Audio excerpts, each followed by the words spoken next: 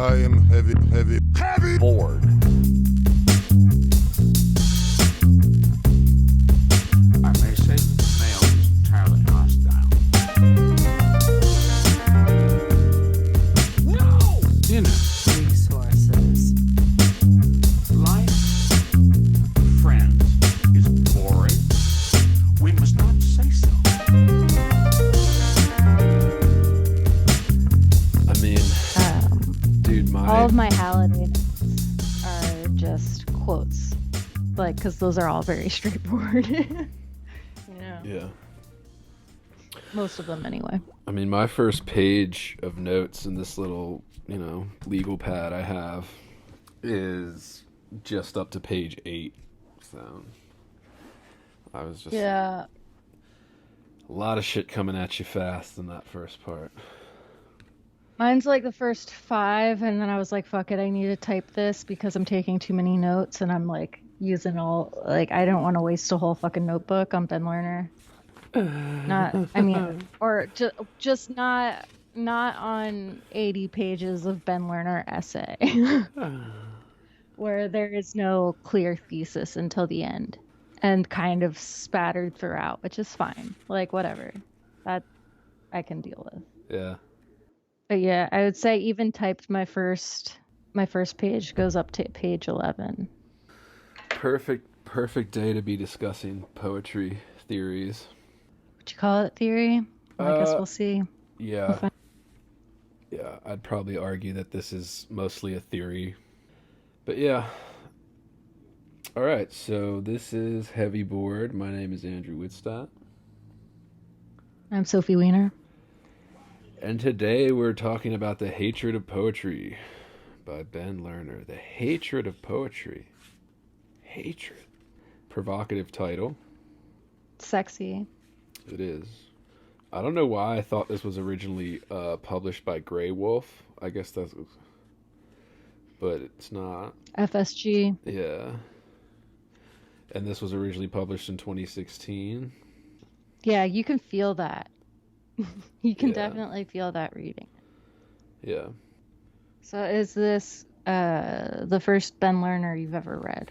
Yeah, this is the first Ben Lerner I've ever read. I haven't read any of his novels or his books of poetry. I've heard good things about his novels, not so much about his poetry, but... I have, I read 1004. That's one of his novels, one of his 2 big novels. So he has 1004 and Leaving the Otochi Station. Is that what's called? Yeah. Whatever. But he has those 2 books. I read 1004. His latest very one. Auto fiction, very sexy. It was one of those things where it's like not bad writing. Like there's something in it that's smart, but also very annoying. And that's not to like shit on him at all. It's just also how I feel about autofiction 99.9% of the time. Is his stuff autofiction? 1004 definitely is. I don't know about the others. His latest one I know because it was just literally every time you picked up, whenever I guess it came out in like 2019, the Topeka School. And that, I just know that title and everything because it was every time you picked up a Harper's or a New Yorker or something, it was talking about Ben Lerner's The Topeka I don't School. know. I think I walked away from Ben Lerner in like 2016 and just decided no more. I just decided that I needed a break. Okay, full disclosure, I like read him in a class. Was not really pleased with the class overall. Have a lot of negative associations. So that could be part of it. What was the class? Had to give it up. Recent fiction. Okay. It was a lit class. So it was all contemporary fiction. It was all really, really recent. Like last, at the time I was taking the class, all fiction that had been published probably within like the last couple of years, maybe. Like, so all of the books that we were reading, some of them were up for big prizes maybe that year. Huh. Yeah, like, I mean, we read The Sympathizer in this class by Viet Thanh Nguyen. Was We also read Sheila Heti. We read Paul Beatty. It was good. But yeah, a bunch of other stuff. Station 11 we read. oh shit, have you been watching the series? No, I knew it was a thing, but no, we haven't been watching it. Yeah, I haven't been watching it either. I heard it was good. I've never read the book, but I heard people liked it. No, I've exclusively been watching garbage. Like really trashy Netflix. Let's not have sex shows. Let's not have sex shows. Yeah, man. All right. Fucking Ben Lerner. I've been watching nothing but... All right, so I guess let's give a quick overview of this for listeners. So if we'd like... we'll read this little bio in the book here for those that don't know. Ben Lerner's a pretty big figure here in at least contemporary literature.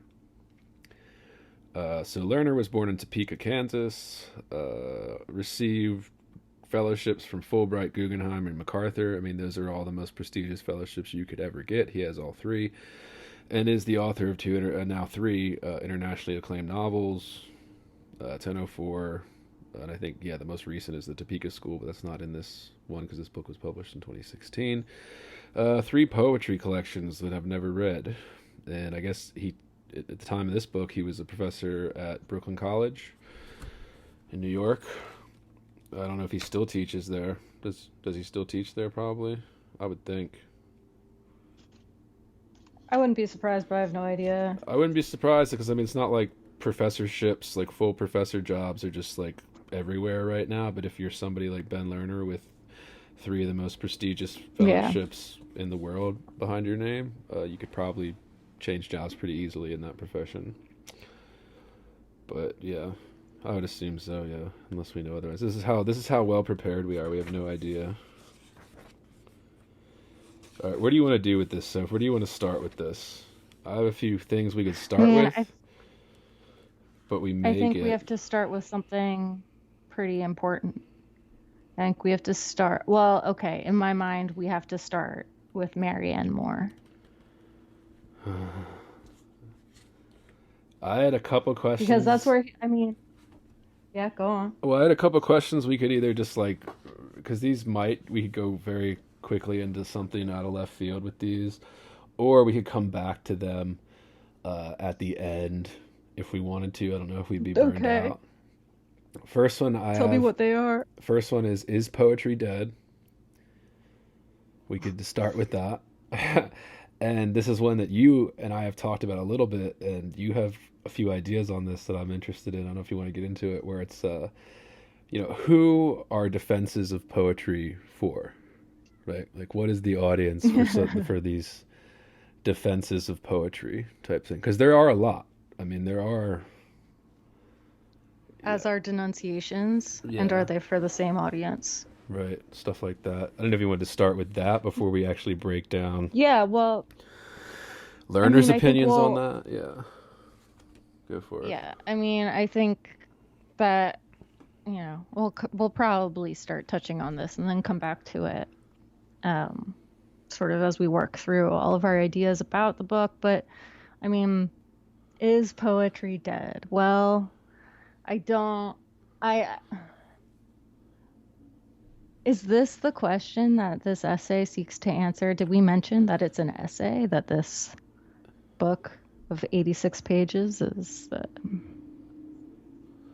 just an essay? Yeah, it's kind of a rambling, small little book. Personal essay at one too, point, to as a monograph. But yeah, is poetry dead? I think that's a big question. I think it's a sexy question, and I don't get lots of hits, dude. Get lots of hits for this episode.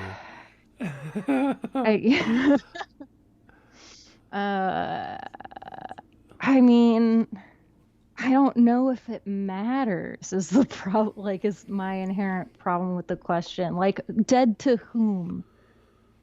I I think guess. you have to answer the audience question before you answer that. Like, because to any, like, a massive portion of the world population at any given moment, yes, poetry is dead and actually probably never really existed. Uh, Right. but I think for people who love poetry, like, is contemporary poetry fucked? I think is a better question than is poetry dead? Like, I think that people will keep reading Dickinson for many years to come. Right. In that sense, poetry isn't dead. Or they at least keep Does pretending. contemporary poetry suck? Probably mostly. But I would say that's historically probably also true. Yeah. Like that most of the poems and poets of any given moment are terrible or just mediocre. And just right now, our access is so much greater, Right. that there's so much more, that it would appear that like poetry just kind of sucks right now. It's also like, you know, always going to be like, I guess since access to it is much wider than it has been historically, because, you know, it's not like it's like been accessible to the average person for a lot of our literary history. Yeah. And I think we'll get into this one week because Lerner does make some hints at an idea like this. Whereas, like, yeah, I mean, you know, any given year, if you look at all the art that came out, and any, this goes beyond poetry, but any genre or craft of art, you look at it, yeah, most of it isn't good, right? Most of it is not good. And there's a few gems that come out. And, you know, we try to reward those gems.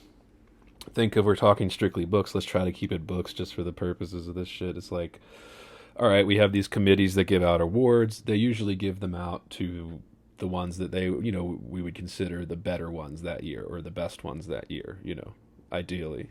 That's the lofty ideal behind it, at least. So there's always a lot, and, you know, of the 5 books that get nominated for, you know, National Book Awards, you know, there's thousands that were published. I mean, you know, like, it's not that. But if I were to narrow this down, since we're not just going all over the place, if somebody asked me point blank, is poetry dead? My short answer would just be yes. Yeah, I know it would. It's over. It's done. It's been over. Not yeah, I that, think like, I don't know. I think I'd say no, but yeah, how we define this might be different. yeah, not that. That isn't to say that it doesn't exist anymore, right?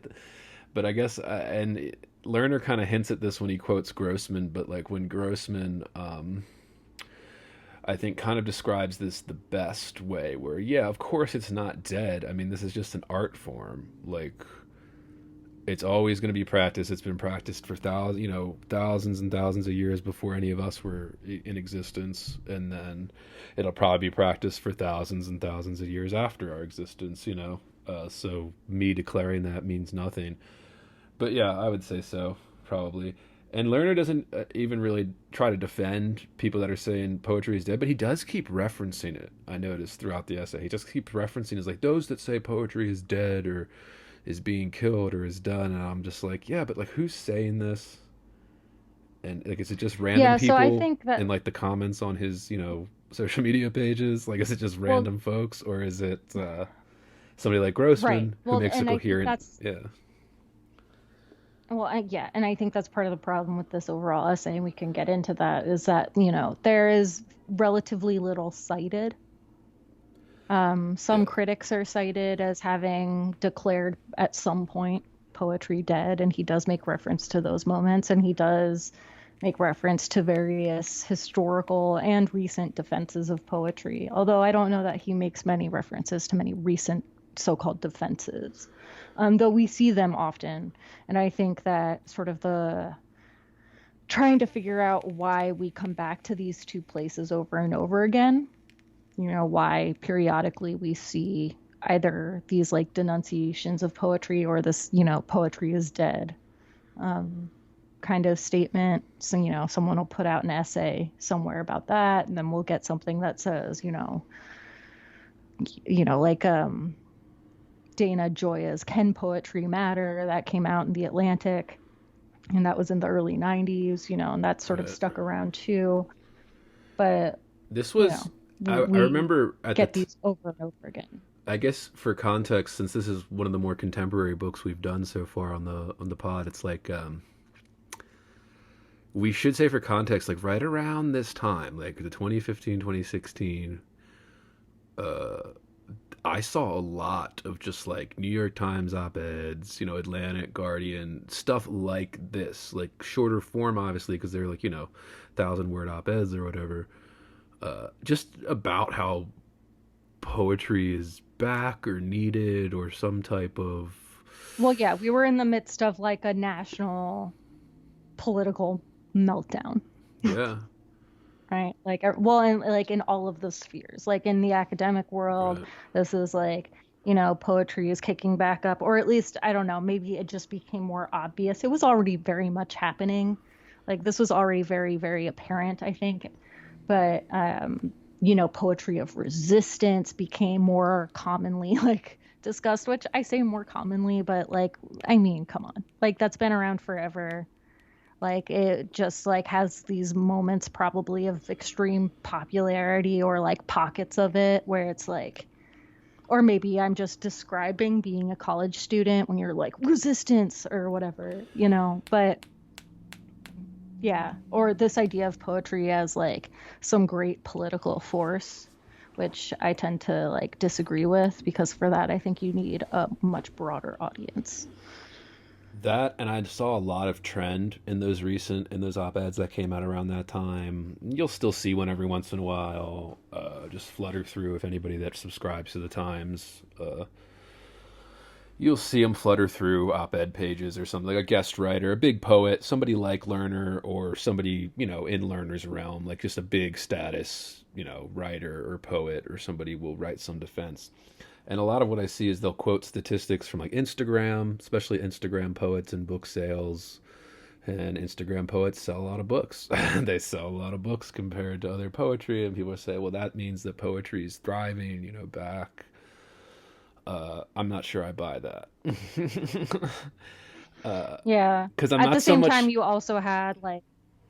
Oh, no, go ahead. Well, because I'm not so much sure that when people are buying what we would call, quote unquote, Instagram poetry books, I'm not sure that they're buying it because they love poetry. You know what I mean? Or I'm not sure they're buying it for the poetry. They're buying it because poetry is, this is one of the reasons I say it's dead, or I would argue that it's dead, at least now. Not that it couldn't, when somebody says dead, maybe it is hyperbolic, right? Like how could something like an art form be dead? Like how... it's still there. Like it's not like it disappeared. But yeah, I would say that social media has usurped. Social media usurped the art. Yeah, and I think one of the defenses of your argument, if I were to play devil's advocate, and go to your side, was that like, how many people have you met that are writers of poetry, but not really avid readers of it? Or who like, there's something to be said, I think, for reading broadly and reading everything. And, sure. I certainly have not successfully done that. Right. I don't think I would be here if I had. Yeah, read widely and broadly, and everybody has their taste. So just because I don't have a taste for whatever is the big selling Instagram thing right now, if you enjoy it, right? Like don't take my word for it. Who the fuck am I? Like but yeah, of course, but like you don't have to have any...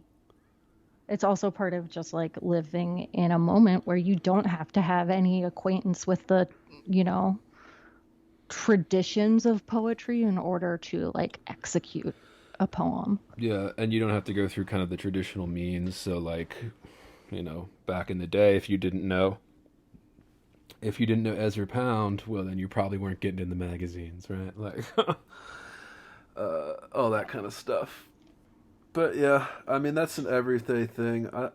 It's just he references a couple times people saying that yeah, it's dead or it's dying, and I don't know. We'll see Yeah. what happens with that. Do you want to get into the other one or just into the books? Like, who are these defenses for? Or are we gonna hit that as we go? Come back to it. Give an answer Oh, we now. gotta hit that as we go. Who are these I defenses? think that Yeah, you should bring it back up when the moment feels right. yeah. Um, because I really want to talk about, like, before we get too far into the sort of abstract questions of shit. Generally, I want to start with like the thing that I feel like the the whole essay kind of has laying over it, or maybe it just sort of rests on. I don't know what the right metaphor is for this, but like the thing that incites in some way the rest of this essay is like his sort of meditation on Marianne Moore's poem Poetry. Famous poem. Notably, there are two versions of it. There is a long version and a short version. I think it is good to be familiar with both versions. I think that the long one definitely gives you greater insight to this poem, though you don't necessarily need it. I don't think you need it to understand what is being said in this poem, but I questioned throughout reading this entire essay whether I believed in Ben Lerner's reading of this poem, which like frustrates the shit out of me because Ben Lerner's smart as shit. Like there's no getting around that. And we can get into other opinions later. That's a genius, Grant.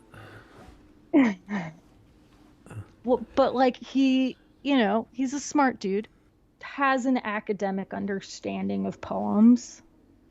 There are just basic things about, I think, what this poem is actually about that are never touched.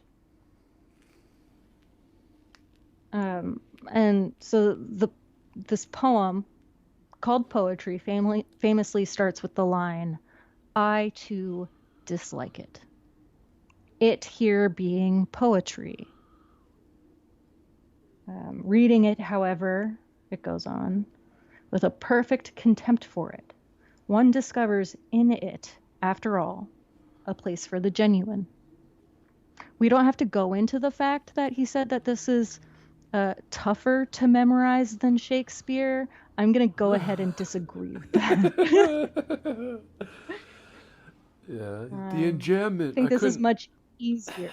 I think he says something like the enjambment. I couldn't memorize it because of the enjambment. Yeah, but the rhyme of Shakespeare, that makes it so much easier to remember. Forget about, the complexity of the language that he was using. This is hard. So now that we're done pitying, the young ninth grade Ben Lerner who says that he chose to memorize this poem by Marianne Moore instead of Shakespeare like his other classmates. He did this for a class. So when we're done pitying him, we get into this discussion about what this poem is for him. Not so much what it means, but, I guess his personal truth about like the poem and like what it's saying, or find some way to connect it to the argument that ultimately he will make.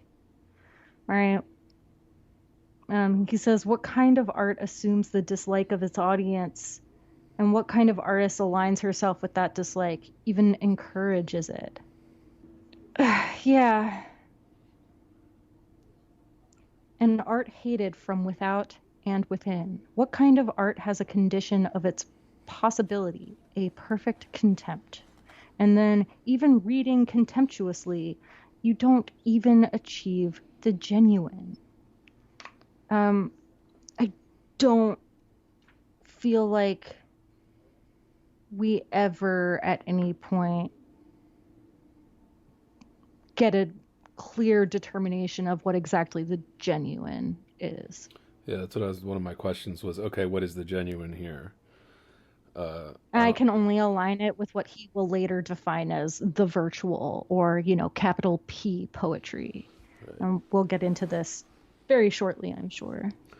And what you just read there on page 5 is kind of like what I called the assumption that Lerner uses to kind of go off from, to kind of like, he uses this assumption to, frame the essay, essentially. But yeah, I take a few issues with the framing. One being, okay, what is the genuine? How does one judge it? What does it look like? An example, anything, right? Give me something to actually talk about. And you'll hear me do this, listeners, as we go through this episode here, because what I took what I kind of found grating about reading this was the vagueness, the kind of dancing around what I think is an actual point, but just not managing to nail it down. And things like that, like, okay, well then what's the genuine? The other thing I have here on page 5 was just like when he calls it just a few lines down, and this is where I brought that question about, is poetry dead? Because he says on page 5 here, every few years an essay appears in a mainstream periodical denouncing poetry or proclaiming its death, usually blaming existing poets for the relative marginalization of the art. And then, defenses light up the blogosphere before the culture, if we can call it a culture. There's blah, blah, blah. All that kind of stuff. Yeah, I mean, I think this is that's definitely the central theme, right? This, whole denunciation versus defense of poetry, the hatred of poetry versus the love of poetry, right? Which, we're reading into that I too dislike it. And, the part about reading it with a perfect contempt for it, which contempt here is probably a little bit closer to hatred than dislike. But whatever. Right. Yeah, I just don't think that, I feel like there's just like this weird shift in this moment, right? From this like weird jump from talking about Marianne Moore's poem to, poetry overall as being something defined by both a hatred of and love for, or by both a denunciation and a defense. But he sort of, throughout the essay, seems to like put these, it sort of starts out as situated like the hatred and love of poetry comes out of the same person or from the same place, right? But then we talk about various denunciations and defenses of poetry, and those frequently come from very different places, right? From very different writers. And I just don't think that he actually talks about what the hatred of poetry is, or certainly like what the dislike of certain poetry is, and definitely not in the context of Moore's poem. Well, that's what I think he tries to right after, where he's just like, okay, the blaming existing poets for the relative marginalization of the art, right? Like, denounce, whenever you hear these articles either defending or denouncing, like, you could throw defending in here too, because like I said, I just mentioned those articles that I saw just over the last 5-6 years, just coming out of normal places like the Times and stuff. Marginalization of the art. My question is, all right, what is that? It's not popular, doesn't sell books, people turn their nose up to it. The so-called marginalization, it's not central to our culture. Like, people aren't, poets aren't famous except to other poets, right? That, and I think he makes a good that's point. How it goes. Yeah, and he makes a good point, kind of trying to elaborate, I think, a little later on, where he talks about this kind of imagined, importance that we said, oh, historically it used to have importance or something. It's like, well, I mean, these people were born, you know, in the 20th century. Like, it's not like they know that, like, oh, yeah, a time when, like, most of the population of the world couldn't read. Yeah, it was just such a big, powerful art form. Like, everybody was consuming it. Yeah, okay. So I grant that, yeah, that's a good point he makes, where it's like, it is this imagined kind of, if you're relying on that to make an argument about why poetry is dead or unimportant, or, you know, what Lerner appears to be arguing against, if you're using this kind of historical relativism kind of thing, it's going to be a weak argument. And I think he rightfully calls that out kind of in this later on, not in these first couple pages. I think what he's actually saying is that there are only as many readers of poetry as there are writers of it. People frequently get offended by that. Well, this is what Grossman said. You sent me that Grossman quote, right? He said there are more practitioners than there are readers of this art form. Like, just saying, like, yeah, that's okay. Like, no one ever is just like, yeah, that's fine. Like, I think what frustrates people is their so-called dislike of individual poems. And you know, there's plenty to be said about individual poems in the context of Lerner's essay, but right. Yeah, so, like, I don't know, we get this sort of idea about, you know, a rhythm of denunciation and defense, as he goes on to say on page 6. Yeah, I mean, I said, like, well, you know, what does this actually mean? Does it mean that the growth of its practice, but, like, not of its readership, like, you know, may ignite this, like, semi-constant urge to defend the art to a largely unread public? Like, I don't, or like that as poets, you know, maybe, and I think this is maybe a more honest point, that we're, like, constantly fascinated by or concerned with the art of poetry. Like that, you know, there's this constant searching for purpose of the practice.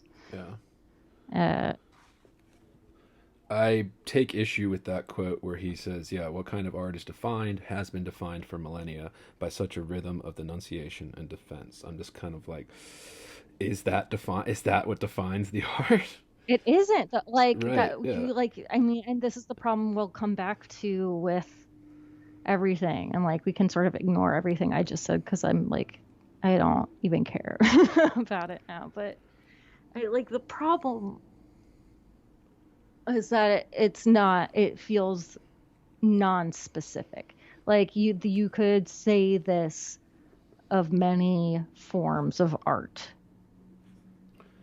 right? So, like, it doesn't just have to be poetry. He says it has been defined for millennia by such a rhythm of denunciation and defense. Millennia. So again, that's a very lofty claim, and I just highlighted that. My little thing next to it was, is it? Well, he does. I mean, he goes back to Plato. Is it defined by that? Right. And if so, how so? You know, like, gotta give us something here, man. If you're gonna make this claim, like, I'm all for it, but, like, you gotta give us something. Like, is it this? How did you come to this conclusion that like, you know, this art is defined by such a rhythm of denunciation and defense? I mean, you could just say that that's, like, the entire, like, that's just true of art. Yeah, I mean, like, whenever something happens in any art, you know, there are people who are going to praise it and there are people that are going to defend it. And, like, you know, that was the second big issue with this first piece of the essay, is that I was initially intrigued by this because I was also very interested in, like, you know, why do we need to defend poetry every so often? Like, why do we keep seeing these articles come up? Right. And try to convince us how popular and important and vital poetry is, or how dead it is. Yeah, or how dead. And, like, opposite. And especially, like, and I'm also very interested in, like, the idea of poetry's audience and, like, you know, what that actually means and who poetry is for. Not in some, like, exclusionary way, just, like, who as a poet like does one presume to be the audience versus like who is the actual audience. Right. Yeah, so I I think those things are all really interesting, but we also just don't get anything that feels very, I don't want to say concrete because I don't think that's right. But like almost feel like you could have gotten rid of the whole thing about Marianne Moore and just made this essay more clearly about like, how do we follow this sort of cycle of denunciation, defense, and like what does that actually mean? I think that almost would have been a little bit clearer and more interesting from the jump instead of giving us a story about ninth grade and your fascination with Marianne Moore and then ultimately giving us a reading of Marianne Moore that I don't really understand. Yeah. I think this stems from, again, my bigger issue, and this is what I always bring up, is I think his argument stems from this problem of romanticizing the art to a level that can't be achieved, and I think that's what he's trying to say, but at the same time he's kind of romanticizing it to that level, so like he's not actually proving. He does it in the next pages when he starts to talk about when he talks about Cadman and Grossman and Bede, right? Yeah. Well, yeah, he gives us Grossman's interpretation, right? So like, we get this. I don't really care that much to talk about Bede right now. If you really want to know, look it up. Cadman's Hymn is like one of, I think, the first poems that we have record of in the English language, maybe. Yeah. Or maybe it wasn't like written in the English language, or I don't fucking remember. I learned this forever ago. But yeah, he talks about that, and he talks about sort of this transcendental calling, right? Yeah, what he says the transcendental impulse, and like creates this image of a sort of like poet mystic almost. That's what I mean. It's this kind of romanticizing into abstraction that I don't find that useful. But the bottom of page 7 into page 8, where skipping over the Catamon shit, yeah, that was where he just says, bottom of page 7 here, before going into page 8, poetry arises from the desire, and I think this is from Grossman, right? He said he's pirating Grossman here, yeah, an abstract. Yeah. Poetry arises from the desire to get beyond the finite and the historical, the human world of violence and difference, and to reach the transcendent or divine. And right away, I'm just like, okay, reach the transcendent or divine. Like right away we're going into abstraction. Right away we're going to something that's going to be so difficult to define and talk about that we're probably not going to get anywhere. My thing is that like, he gives us this from Grossman, but doesn't do more than the kind of like religious prayer like fervor of poets past. Like this is like what it is, right? Oh, a poem is so sacred, it's hard to even talk about, right? The transcendent and divine. Like he's talking about these huge fucking things. And I get what he's trying to hint at. The calling is more transcendent than the actual art, right? Like being that's fair. What he's getting at, I think, is that like, in a dream, your verses can defeat time. Your words can shake off the history of their usage. You can represent what can't be represented, right? But when you wake, when you rejoin your friends around the fire, you're back in the human world with its inflexible laws and logic. So he's like, defining a sort of transcendental thing, right? Like isn't... And this is what he's going to establish throughout this entire essay, that there's, the poem, there's actual poems, and then there's this thing that is capital P poetry, right? Like there is essentially the idea and the thing, right? He gets very, very Plato on us. And it's just kind of... I don't know. I feel like you could have won me over, like at least partially, if you had eased me into this. I think with a it. little more discussion of the defense and denunciation. If you like really built something there and then gave us this, maybe. But that's when we get, you know, the poet is a tragic figure, and the poem is always a record of failure. Yeah, I don't I really have a hard time understanding this tendency in an argument such as this to make poetry even more romanticized to the point that it's otherworldly, right? That as if it isn't a man-made thing, like as if it isn't, Well, people it's just it's wrote so this. fucking otherworldly. It's so fucking otherworldly that when it enters the real world, when it becomes a poem, and this is sort of Lerner's explanation, right? What he's going to go on to explain as the virtual versus the actual, which he steals from Grossman. And like and this Alan Grossman, he taught at the Johns Hopkins MFA for a good long time before it was an MFA. It was, The writing a creative writing seminars, MA yeah. and all this stuff. Yeah. Really, really loved by his students and all of this shit.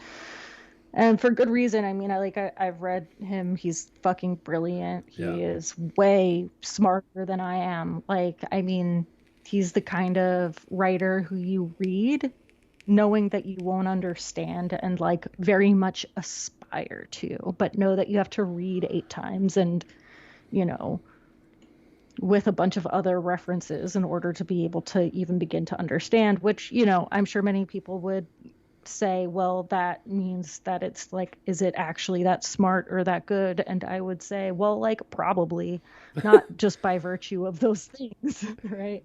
Yeah. But I like because Grissom. typically, like, when, yeah, I mean, like, you just know that he's smart. He's just one of those, right? I like Grossman for the same reason when we talked about Bloom on our Bloom episode, where it was just he's incredibly serious. He takes this very seriously, and he's very careful, articulate, like desperately trying Very to. genuine.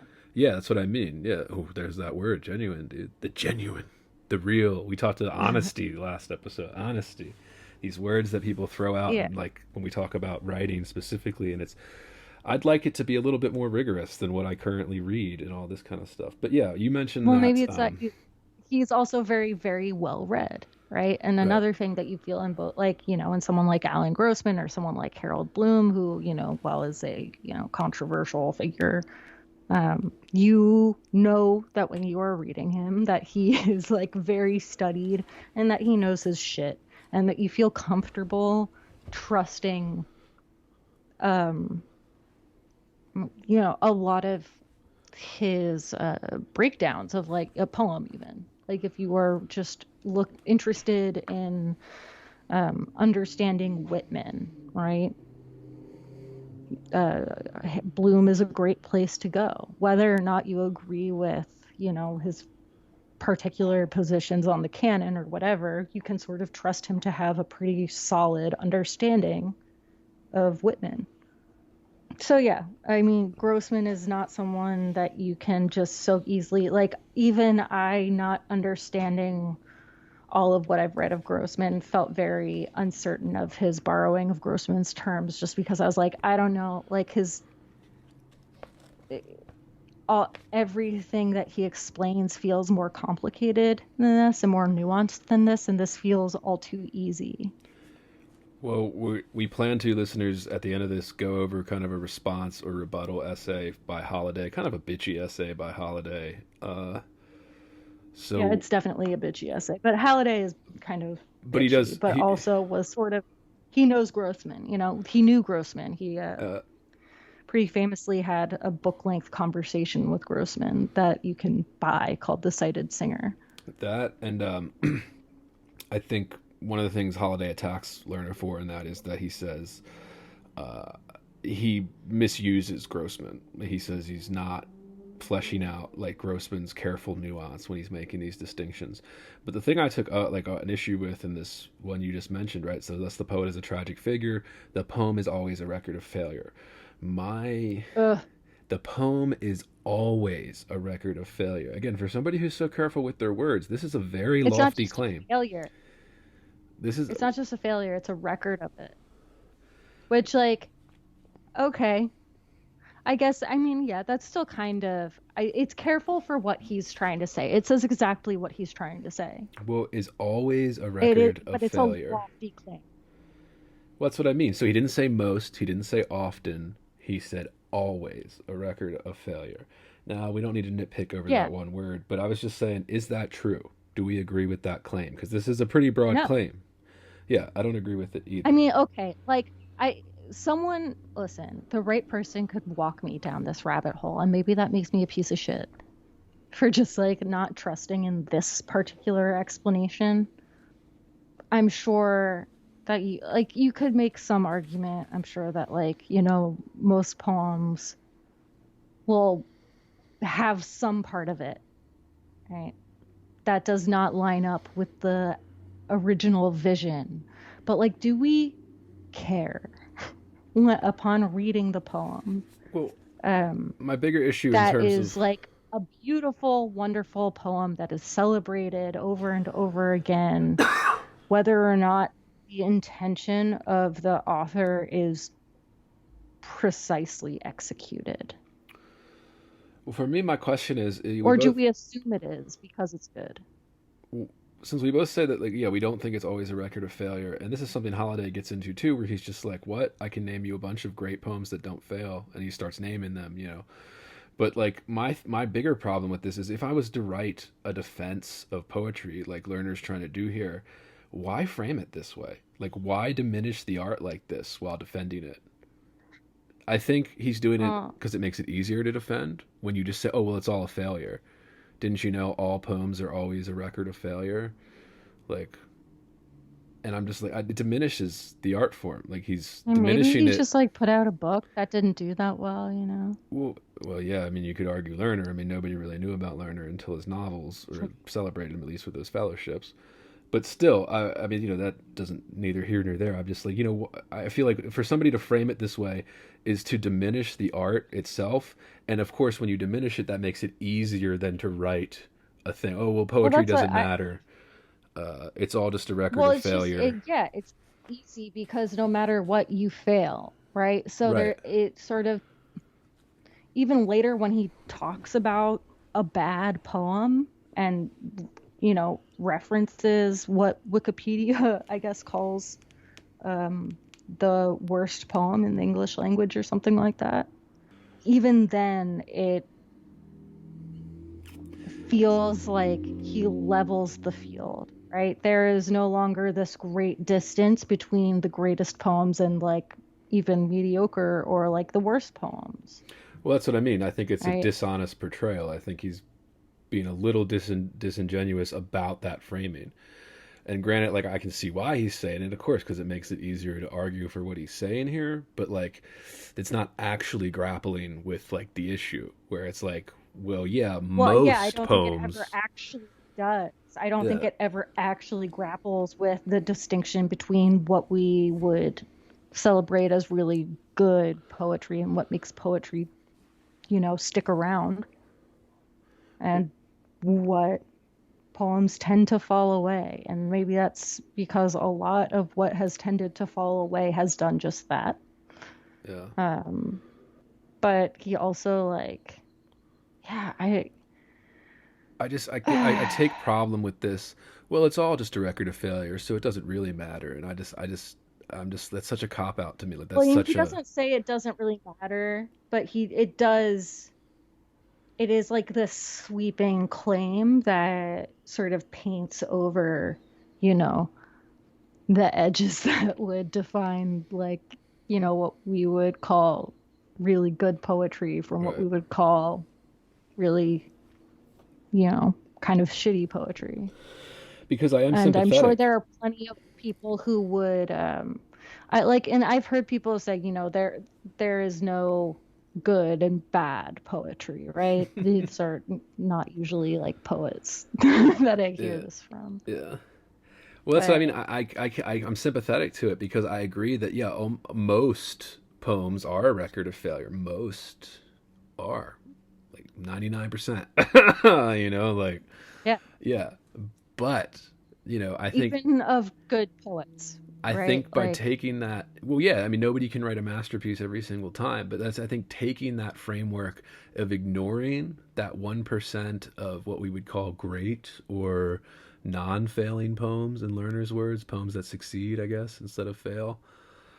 Like, not acknowledging that, I think, is a weakness in this argument, because it's like, okay, if you're not going to acknowledge that there are poems that I would call, or that what I would say are not failures, then you're kind of diminishing the entire point of the art. Like, you're kind of ignoring the entire point of the art, and that's kind of my.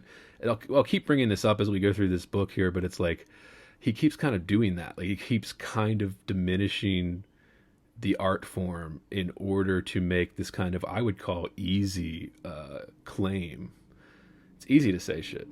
You say whatever you want. yeah, I mean, like he says a lot of shit on page 9 too. I mean, okay, like he goes on to talk about, Yeah, let's get to the actual and virtual. should yeah. you get the should you get the book, right? You can find his discussion of the virtual and the actual beginnings probably on page 8, about halfway down. Right where we left off, the poem is always a record of failure. There is an undecidable conflict between the poet's desire to sing an alternative world and, as Grossman puts it, the resistance to alternative making inherent in the materials of which any world must be composed. Okay, that's a mouthful. It's a lot. But essentially, I think if we're like going to dumb this down to like be where we need it to be for Lerner's purposes, is this essentially just between the desire for what the poet wants language to be and what it actually does? Or is this the difference between what we hope for, or what our ambition is, and what our actual abilities can accomplish? Like, I'm not ever fully sure of that in this whole essay. Yeah, I took a little bit of issue with the singing metaphor. I mean, this whole paragraph I take issue with, just because it's so, for such a densely worded thing, like in this otherwise really casually put together, or I don't know, like this essay feels sort of casual. It all like alternates between being like personal and then jumping into sort of historical references, right? It goes back and forth. It kind of flirts with making a point. Yeah. Well, my problem, the sing, the poet's desire to sing an alternative world. Again, that's a framing that I'm kind of like, is that the poet's desire?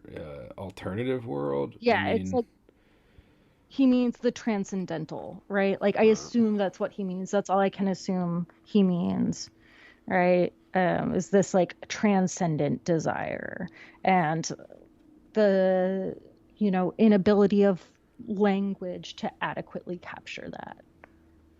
But he then says, so that was essentially, some of that was Grossman saying, so resistance to alternative making inherent in the materials of which any world must be composed. So by virtue of being, in the real world, we are not like, transcendent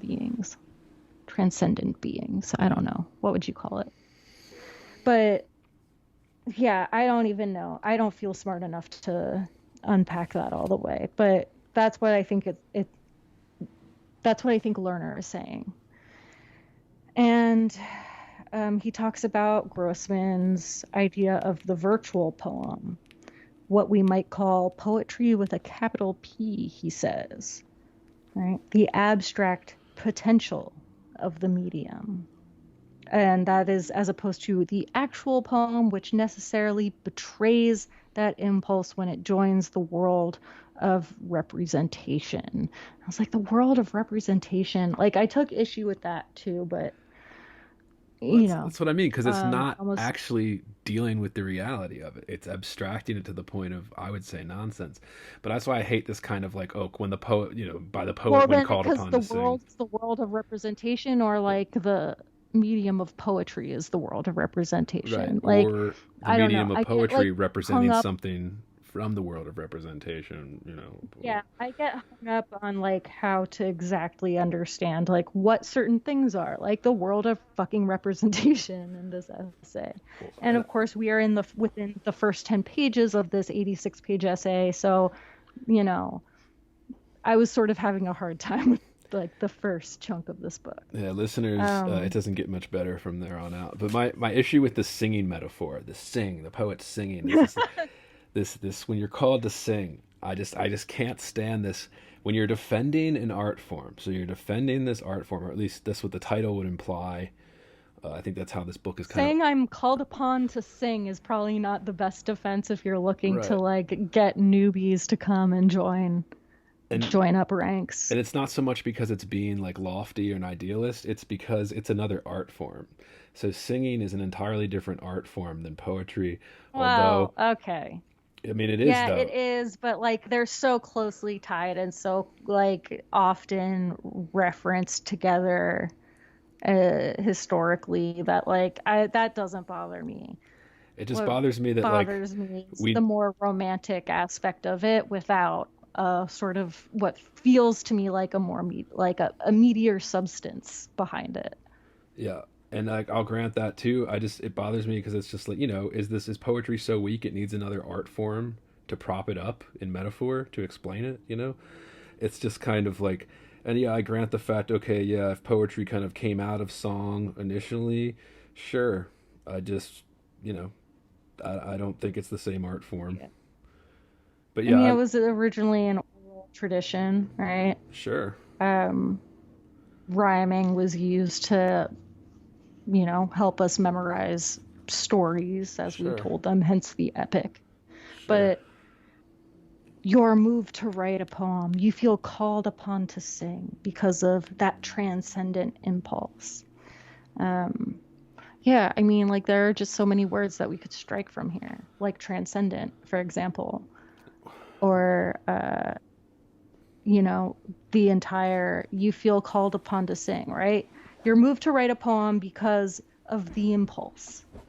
There's some impulse in you to make something with language. Like that it would be adequate for me, Right. Well, that's what I always right? say too, and I think people do this. They use music maybe because music is such an old art form, like basically since the existence of time, right? Like we've had music, or what you could call music, argue as music, singing, chanting, whatever it is. That's why I always said I Well, use I the think example. poetry, yeah. And I texted you this with the example where it's kind of like, yeah, I mean, you took a film, sure, film came out of theater, and you could argue theater came out of poetry, sure, but like, film and theater are not the same art form at all. Like they're related, they overlap in Yeah. places, but it's entirely different. Yeah, Like I it's mean, I not think it's the form that qualities of music for generally, it doesn't have to be right. singing, but the qualities of music, I think, are maybe the most easily or like closely related to the qualities of poetry, Yeah, if we had to pick one. my entire thing with that is just a personal issue I have with the use of it. So take that with a grain of salt, listeners. But I think we do need to nail down this Yeah. actual versus virtual. That because Lerner Yeah, refers and to I this think throughout the whole thing. So I mean, we just like I was when I first read this, I was like, "What the fuck is he talking about?" So I guess it's virtual. so, Yeah, what's yeah, virtual? go on. Let's try to define. So I would say It's just virtual is it's the so literally, I think it's the idea of the thing, right, right? the It's abstract something potential, the idealized. right, Yeah. the You have in your imagination. mind the idea that you are going to create this poem and it has this magic and this beauty, and then you go to write it down and it's a sack of garbage. And that is the difference, friends, between the virtual and the actual. Um, but yeah, the virtual could be read as the idea, and the actual could be read as the thing itself. So right? the actual is the realized, or what he would call representation of the virtual, or the abstract kind of potential or inspiration for a poem. Yeah, it's theory versus practice. Right. Or you could argue craft versus, abstract potential or inspiration theory. But yeah, okay, so if we're going to nail that down, he then goes on, if not a genuine poem, no such thing. And again, we have no idea what he Yeah. means by genuine here. He's just claiming that there's no such What thing the as a fuck genuine does poem. that mean? Yeah, I have no idea. Yeah, I don't know. This is one of the ones that made me the most frustrated because I was like, what is the definition of genuine? Like, is virtual synonymous here? Like, Right. in that it, like, I just don't understand. I can only understand what genuine is here. I mean, the references to the genuine, quote unquote, in Moore's poem, right? Yeah. A place for the genuine, right? I too dislike it, reading it, however, with a perfect contempt for it. One discovers in it, after all, a place for the genuine. Again, friends, harder to memorize than Shakespeare, But that's what he says. says Lerner. Yeah, on page 9, if not a genuine poem, no such thing, a place for the genuine, whatever that might mean. So again, like he's just giving us this. He's not even trying to. He doesn't know what it means. Right, that's what I mean. It's like, well, if you don't know what it means, how the fuck can you argue for this? Like, if you can't define At least it. not for another however many pages. He doesn't seem to know what it means. And Or then, he doesn't give us what it means. yeah, so it's good that we broke that down because listeners, if you read this or if you're just using our talking about this as an excuse to not read it, he does come back to this actual versus virtual to kind of explain his position, and it kind of hinges on this kind of broad abstraction that he uses here. But I take even further issue on page 9, just below that, where he talks about, why Grossman speaks to him. But he's like so many poets, I live in a space between what I am moved to do and what I can do, and confront in that disconnect not only my individual limitations, but also the structure of the art as I conceive it. And my whole thing with that was just like, this is every art form. Like, that's true for every art form. Like, you know what I mean? The fuck was that? I just figured out that I could react with these like dumb emoji things. God, dude, emojis should just be wiped off the face of the earth. That's my take So on emojis. I gave you this clapping guy. Yeah. Good job. But I was just like, this is every art form. Of course, the artist, writer, whatever you want to call it, of course they're stuck in this place between, what you want to do, and then the limits of what you can actually do personally, and then also what the craft and structure allows you to do, right? This is where we kind of get to the limitations. That's unfortunately the sad chasm between ambition and talent. Not We all even experience it. But I mean, that's literally Or taste and talent. That's literally the art form. Like, he's just describing the art form, like every art form that exists. That's what a lot of this is. It's just describing the art form. Yeah, like he's just describing what poetry is. Yeah. Not only that, this is just describing the actions of like, okay, if I'm trying to create art, well, this is what you're doing. You're living between this space where, you have inspiration and then what you can actually achieve. So if you're just starting out, your inspiration is never going to be what you wanted on the page. The whole point is to use the limitations to actually do something with it, I would argue. But yeah, that's again another just little aside that I have with his kind of, he makes a lot of these kind of just throwing them in there. And this is why I kind of say, like, it's not almost an argumentative essay. It's more of like just a personal reflection. He just kind of throws these lofty claims in here and just is like, yeah, just deal with that, reader. Just deal with that claim. Yeah. And actually, can we pause for a second so I can go grab a battery? Yeah. But the next thing I have is the dentist story. I don't know if you want to keep that or skip it and go like... What page is the dentist story? I believe 11. Okay.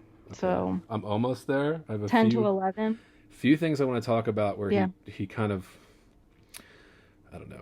Yeah.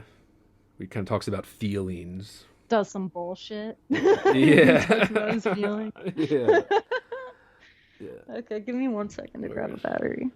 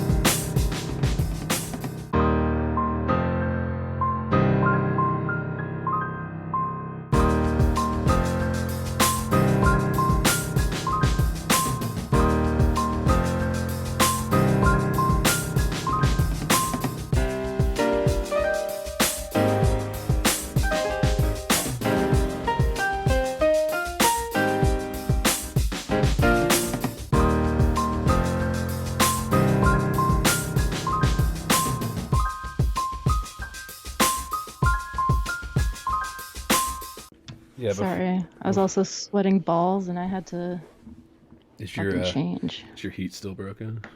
No, I'm just fucking sweaty as shit. I'm a sweaty person. I've just had so much under tit sweat. Yeah. Before we move on to the the dentist, it's like a Seinfeld episode. No, all right. I do take on page 10 there. I have another issue with this. Where again, he keeps diminishing the art. I feel like he keeps diminishing what poetry is in order to be able to make this claim. I feel like, and that's my biggest problem with this whole book. I'll keep saying it this whole fucking episode. But on page 10, when he talks about the bitterness of poetic logic is particularly astringent because we were taught at an early age that we are all poets simply by virtue of being human. And I'm just like, dude, like you keep broadening and broadening, not just what a poem is, what a poet is, what the art form is. Like, and this hurts. This makes it so that he's making an incoherent argument, in my opinion, on this thing. Again, it requires this kind of decoupling from, again, romanticizing the art into oblivion, essentially. But I just have this. Well, it's worth noting. It's worth noting here that this claim comes about as a product of the whole "you're a poet and you didn't even know it" phrase. So that, like the one that you say to children. That's what I wrote in my notes. I said, this is a child's understanding of poetry. This is a child's understanding of the art. This idea that we have feelings inside of us, and that's what helps make us poets. And we all continue to believe that as we grow older, right. That by virtue of being people. Yeah, and I think, and I used to see this in grad school where like you ask younger writers, people that are just getting into it, right? They're interested, they maybe want to take it a little further, go to grad school, all that kind of stuff. And it's always what I see, young, inexperienced writers making this claim. It's a feeling, right? Like they don't even know how to talk about this art form because it's just a feeling they feel. And I get that. I'll grant that, when you like a poem, it's an inherent feeling inside you, like this kind of being, we talked about this on the Bloom episode too, right? This kind of felt change, he called it, right? Like this feeling that grows inside of you. And I get that's your response, right? That's important. And that's important when you're close reading, talking about something, making a judgment on something, all of that. But I just feel like it's so simplistic. I mean, it's like a child's understanding of this, and it's being held up as this great... Well, yeah, and we never talk here about how if it's good, which is, on the one hand, that's also seemingly not the argument he's trying to make, but it is also not clear up front, right? That we're not going to get there.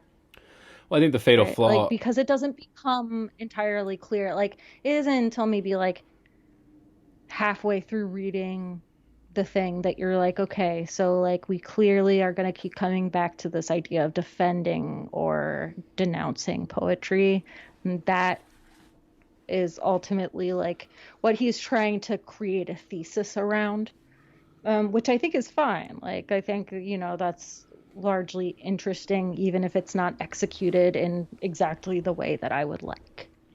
Yeah, But yeah, it's when we get these moments of like, these claims about what the nature of poetry is without ever really talking about why any one poem has this particular power. And maybe like maybe it's not about like the power that an individual poem can have, but like this power of the abstract idea of poetry. And I think that is maybe more what he's talking about throughout this whole essay. And like, if he would just start with like a subtitle that's just like the idea of poetry, I feel like that would put us on the right track. I mean, for context, in this section, he's not even talking about poetry. He's talking about just like what drives a poet, essentially. And again, I think he's diminishing that, but he's really broadening this to where he says, "You're a poet." And this is the bottom of page 10. "You're a poet, however, whether or not you know it, because to be part of a linguistic community, to be hailed as a you at all, is to be endowed with poetic capacity." I get what he's saying. I get what he means, that you have to start from this place of feelings in order to even compose or understand a poem. Sure. I get that, but he's just saying that like this equation, like he equates it with this individual, like just being an individual who has feelings makes you like a poetic capacity. I get that. I understand the intention behind it and the meaning behind it, but I'm just like, this is not a helpful way to talk about the art form or the practitioners of that art form. Like, it's just, you keep diminishing what it is these practitioners do and what the art does by saying, oh, if you're just a person with feelings, you know, you're a poet and you don't know it. Kind of stupid shit. Like, again, this is childish almost. Like, I can't believe this is held up as some type of great lofty ideal. I can't believe it. But I mean, again, I can believe it because, again, poetry's dead, right? Like, well, so yeah, he goes from that, right, to talking about his dentist and like, oh, like having someone like your dentist ask you quickly, like, before are you're a poet? Before we go to dentist, Go on. He says, because to be part of a linguistic community. What is linguistic community? I was just like, what is that? What is a linguistic community? A shared language? Assume that's just, yeah. That's all I can read that. Anybody who speaks English? Anybody who can read and understand English, even if you can't speak it? Right. It's dramatic. It's overly dramatic. Yeah. It's like, it's very... I'll say it's very like internet dramatic, like this kind of like hyperbolic exaggeration in order to make a point, and I just think it's weak. Like he said, on the next page in 11, he says, the ghost of that romantic conjunction makes the falling away from poetry a falling away from the pure potentiality of being human. And I'm just like, oh, dramatic much? That is very dramatic. Like, you're being dramatic as fuck, dude. And this when he gets to of being an actual person in a concrete historical situation. Your hands in my mouth. Like, okay, dude, you're being very dramatic. Yeah, go to this dentist. Yeah, he talks about the dentist and, like, you know, it feels like a defense of the embarrassed poet a little bit, right? Exactly, that's what it is. Yeah, exactly. Like, that's, you know, that on the one hand, everybody has this capacity to be a poet, but then, you know, when it comes to actually being a poet, there's a sense of embarrassment. And, you know, if someone asks you, like, oh, like, what do you do? And you're like, I'm a poet.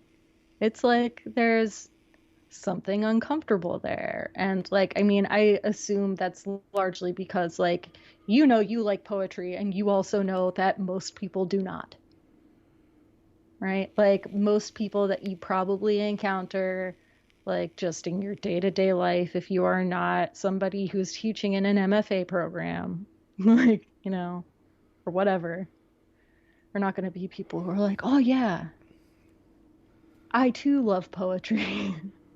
And then worse than that is asking, like, oh, are you a published poet?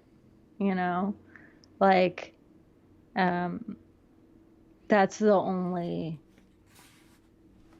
really true measure of whether or not you're a poet. And I think Lerner also knows that this isn't true, right? Like, but understands also that, like, and this, I agree with him, right? Like, there's, you know, like, this weird, like, you know, a public knowledge that, you know, well, if you are of any value, then you must have been published. You must be read by other people, right? Or else you are not really a poet, are you? And he says, everybody can write a poem, but has your poetry, the distillation of your innermost being, been found authentic and intelligible by others? A readership?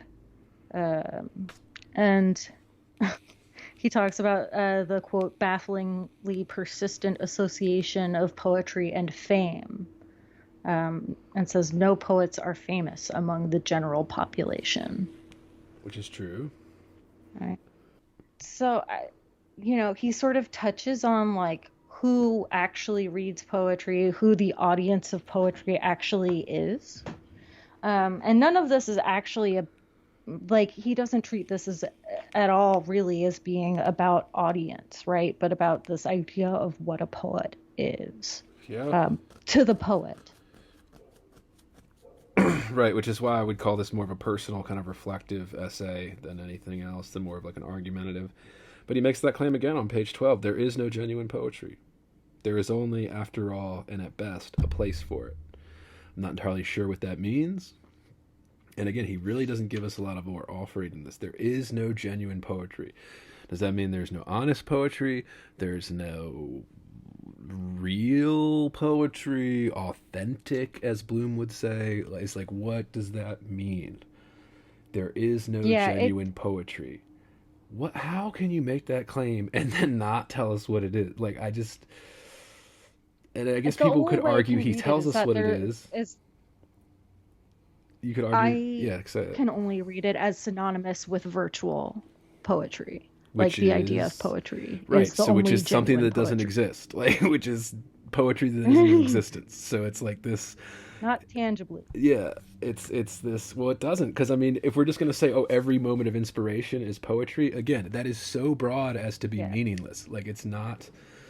There is no genuine poetry. I don't know what the fuck he's talking about. Like, and I guess, if I'm trying to understand what he's saying, if I'm really trying to, okay, give him the benefit of the doubt, what does he mean by genuine? He means pure potentiality of being human, like something like that. Like, these lofty kind of ideals that people just repeat. And I always struggle with this because I'm like, wait a minute, what are we saying when we say something like there is no genuine poetry? Like, and why would you want to argue that in the first place if you're trying to argue for people to love poetry? Like, again, you're diminishing it to say you should love it because it's like doesn't actually matter, or it's not actually genuine, or it's never going to be, it's all failure, you know?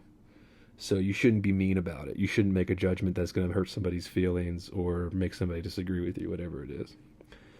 I don't know. I don't know. I guess I should move away from that because he keeps coming back up, and I don't need to mention every instance of him bringing it back up. Yeah, I mean, I really think that we can only read it as being, or at least I and I am open to, alternative readings of this, but if we're to assume that he gets the word genuine for more, right, and he sort of situates it around this idea of the virtual and the actual, and like I can only assume that the genuine, I don't know, like maybe I'm not saying this clearly, and maybe it's because I don't fucking understand it.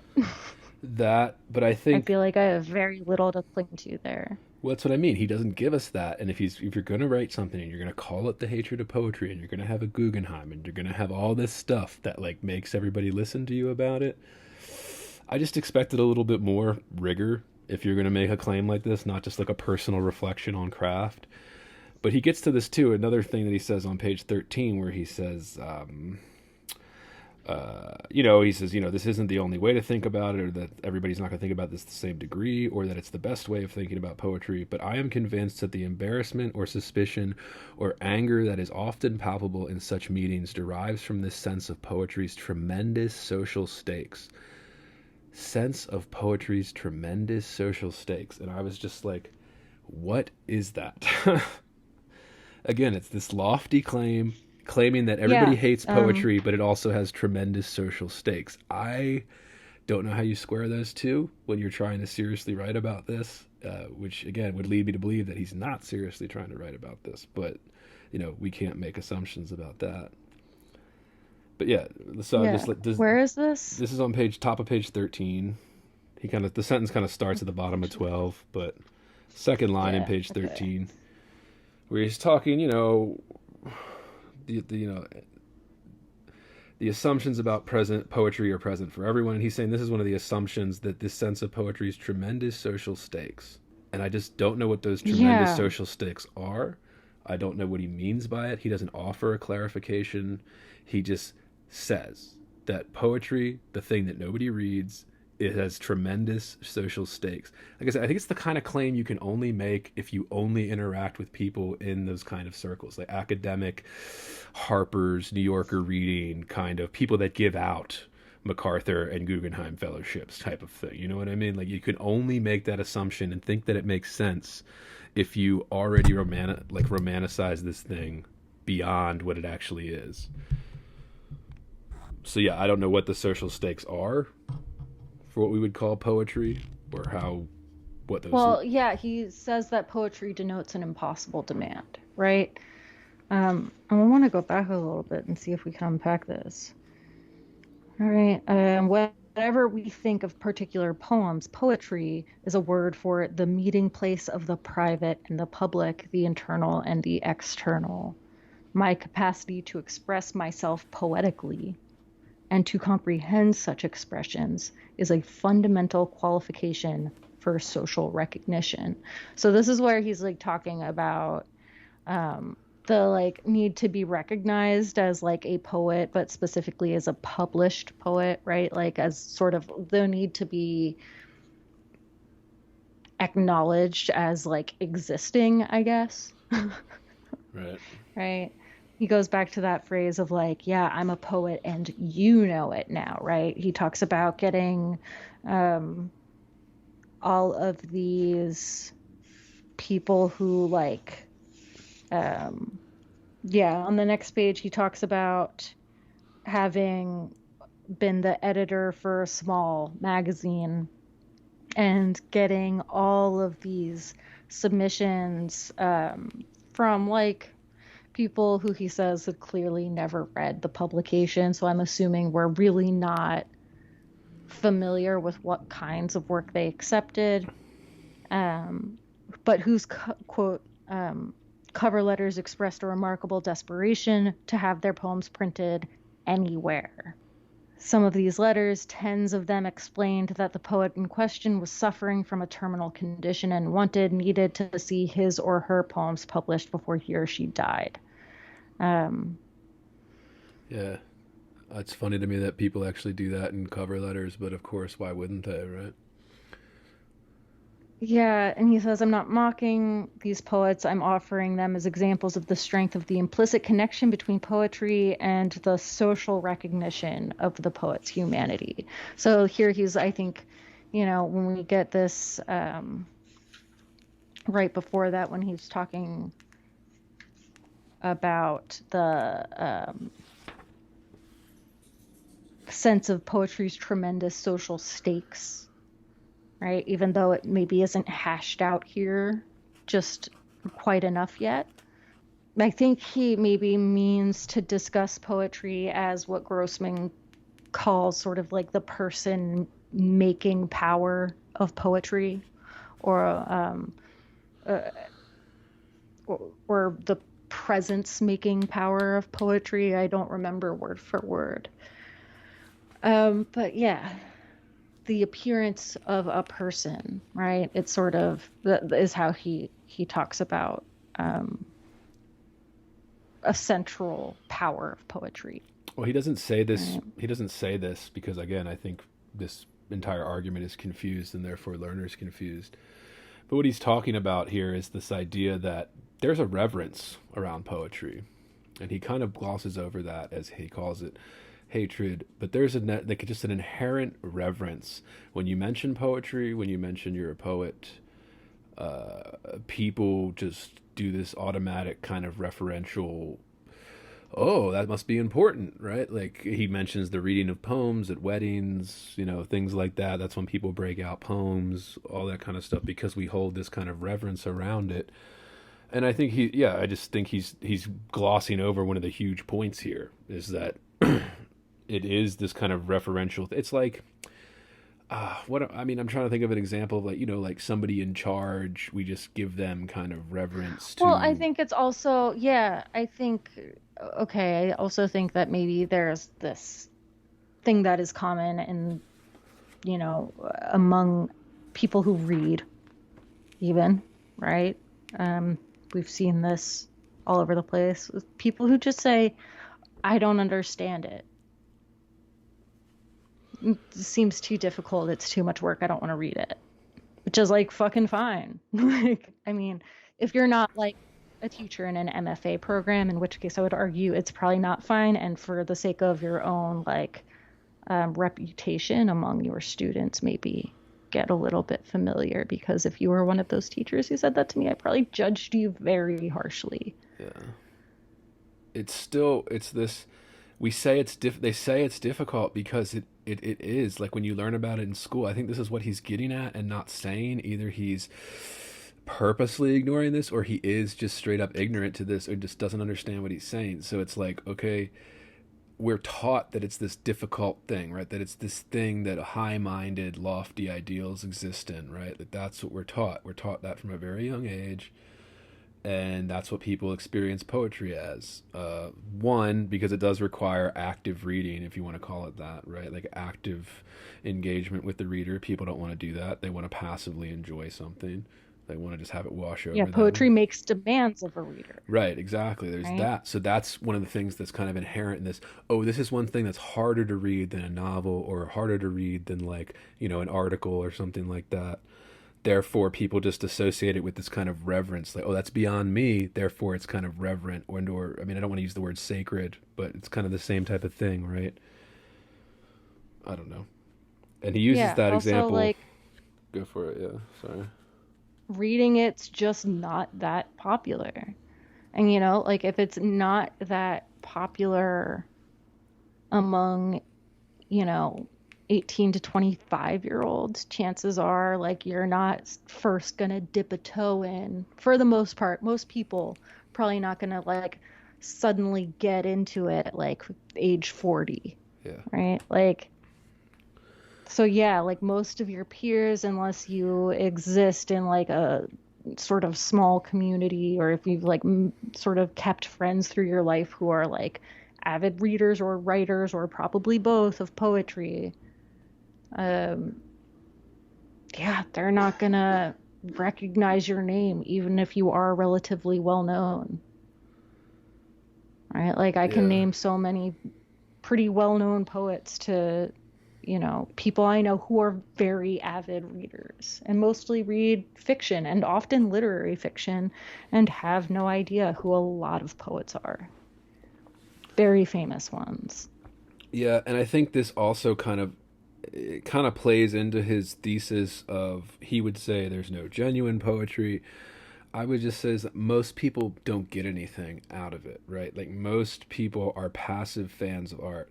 And on page 16, he gives that example of, if you admit that you're a poet on a plane, or like waiting for a flight or something, just talking to somebody sitting next to you on a bus, they will often ask you, and when you were foolish enough to this is on page 16, and when you were foolish enough to identify yourself as a poet, your interlocutor will often ask you to name your favorite poets.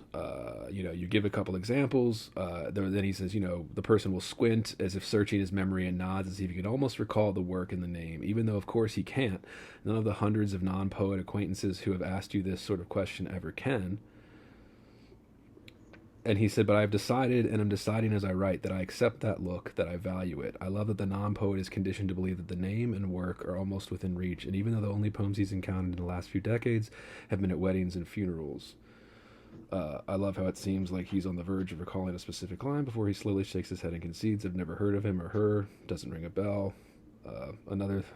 Or it's like being polite and trying to like engage you. Well, that's what I mean. That's when I read that thing, I was just like, this is true for every art form, though. Like, this is just polite conversation, and he's trying to extrapolate this kind of, oh, people hate poetry. It's like, nah, dude, if I started rattling off indie bands to somebody, said I was a musician and I'm in an indie band or whatever, and started rattling, just non-top 40 artists, nobody would know who I'm talking about, okay?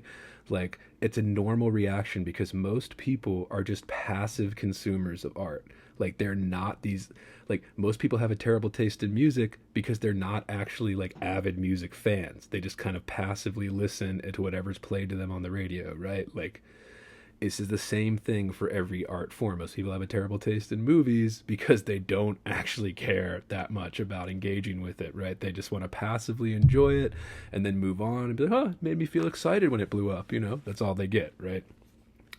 Same thing for poetry, but he's trying to make the claim that poetry is very specific about it, blah, blah, blah, and people will pretend to see movies when you bring them up. People will pretend to have read books when you bring them up, like most academics do when you mention something like Moby Dick or whatever. Dude. Yeah, like it's not, like this is just it's a human thing. Or like, if not that, pretend to be interested in reading it. Like, right? Like, I mean... which is like so common, and like we have all done that, and like I'm sure that a lot of my initial interaction with reading actual poetry was a phase of pretending to be interested in something I largely had yet to understand. And through the familiarity that I, came to acquire over time with it, was Right. how I began to understand and love it. Yeah. Right? There are poems that you can hate and then you read them 12 times and you end up liking them. And the same, it's a matter of familiarity. Hang on, I'm gonna grab juice real quick. Yeah. Am I making a point at all, or am I just like on some random fucking tangent? I feel like I start making, like I start having an idea and then, see, I actually think I am exactly like Ben Lerner in a lot of ways, and that are like, I feel like this just reminds me of my undergrad thesis, Are you much afraid? except more successful, Yeah. which is really sad. It's really depressing. Yeah. And this is, I guess that's why I appreciated kind of Holiday's takedown, is he's a little kind of snarky about it, and I'll get into how I feel about internet snark and how it's kind of invading everything. But like, yeah, I think he kind of takes that down very well with like a little of this, I don't Yeah, know. what are It's what are the childish big, epiphanies, yeah. Things that are known, but you're since we're pretending that there's some type of epiphany. You know what I mean? yeah. Or things that are known Now, and since we're at normal. an hour and a half, and we're on page 16, do you want to briefly discuss which points we definitely want to go over? Because I definitely have a bunch of pages of notes, and I know that I should skip some of them. Well, I mean, I didn't mention or mark anything else in my notes till page 25. If you just want to keep moving along. Okay.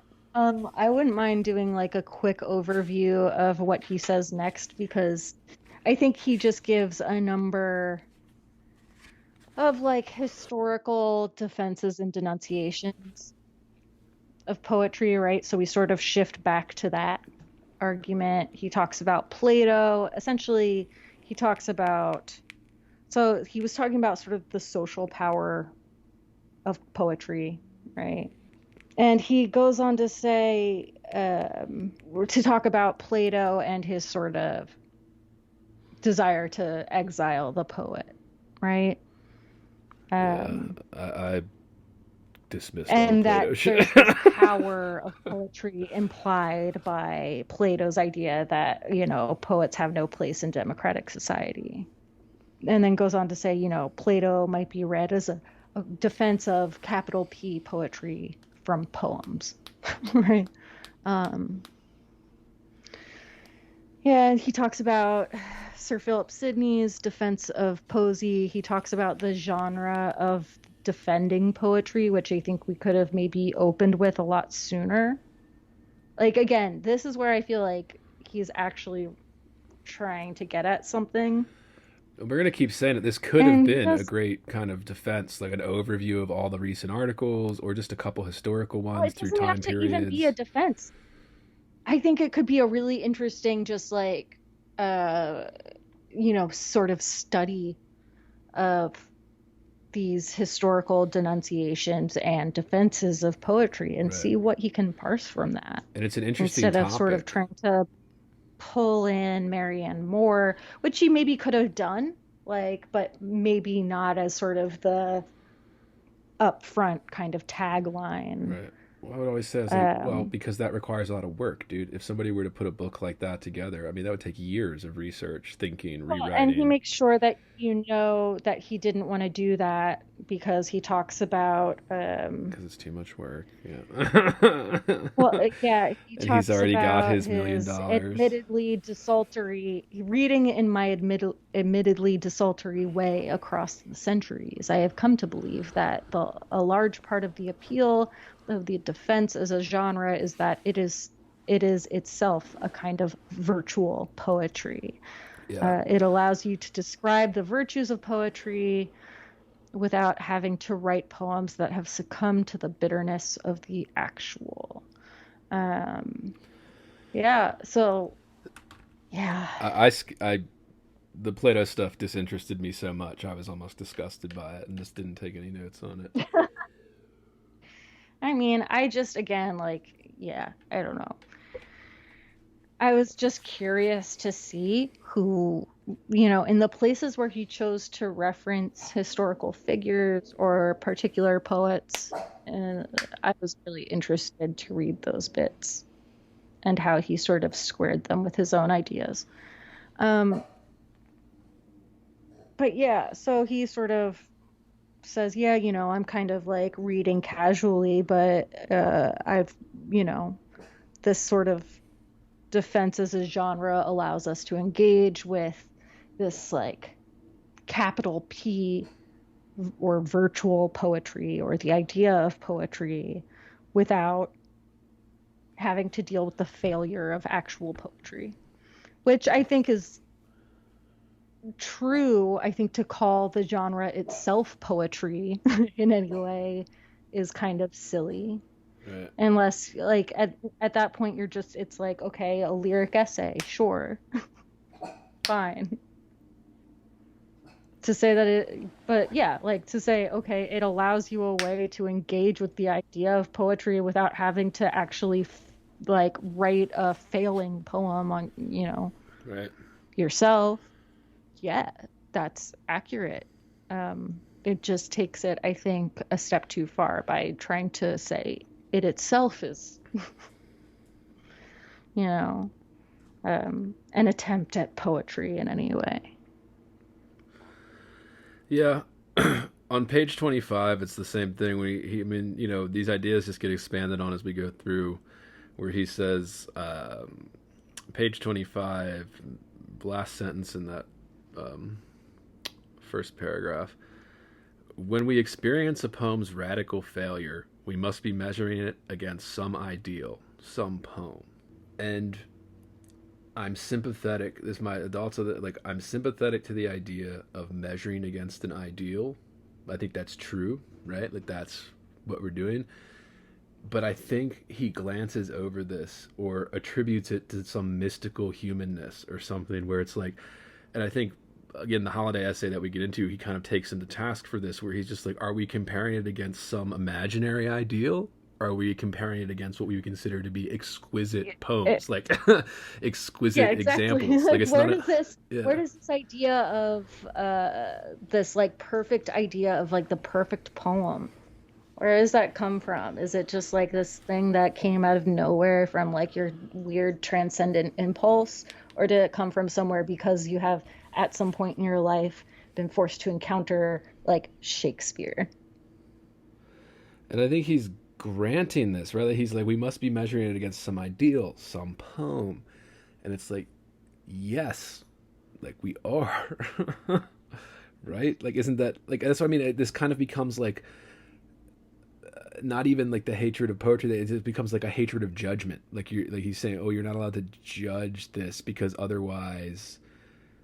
Well, and even if you do, it's your judgment of it that allows you to engage with this virtual poetry, this capital P poetry, this, transcendent, otherworldly, mystical, intangible thing, right?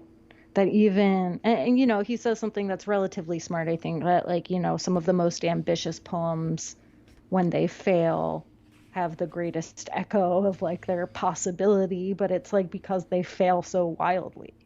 Right. Because they lack in craft or in skill,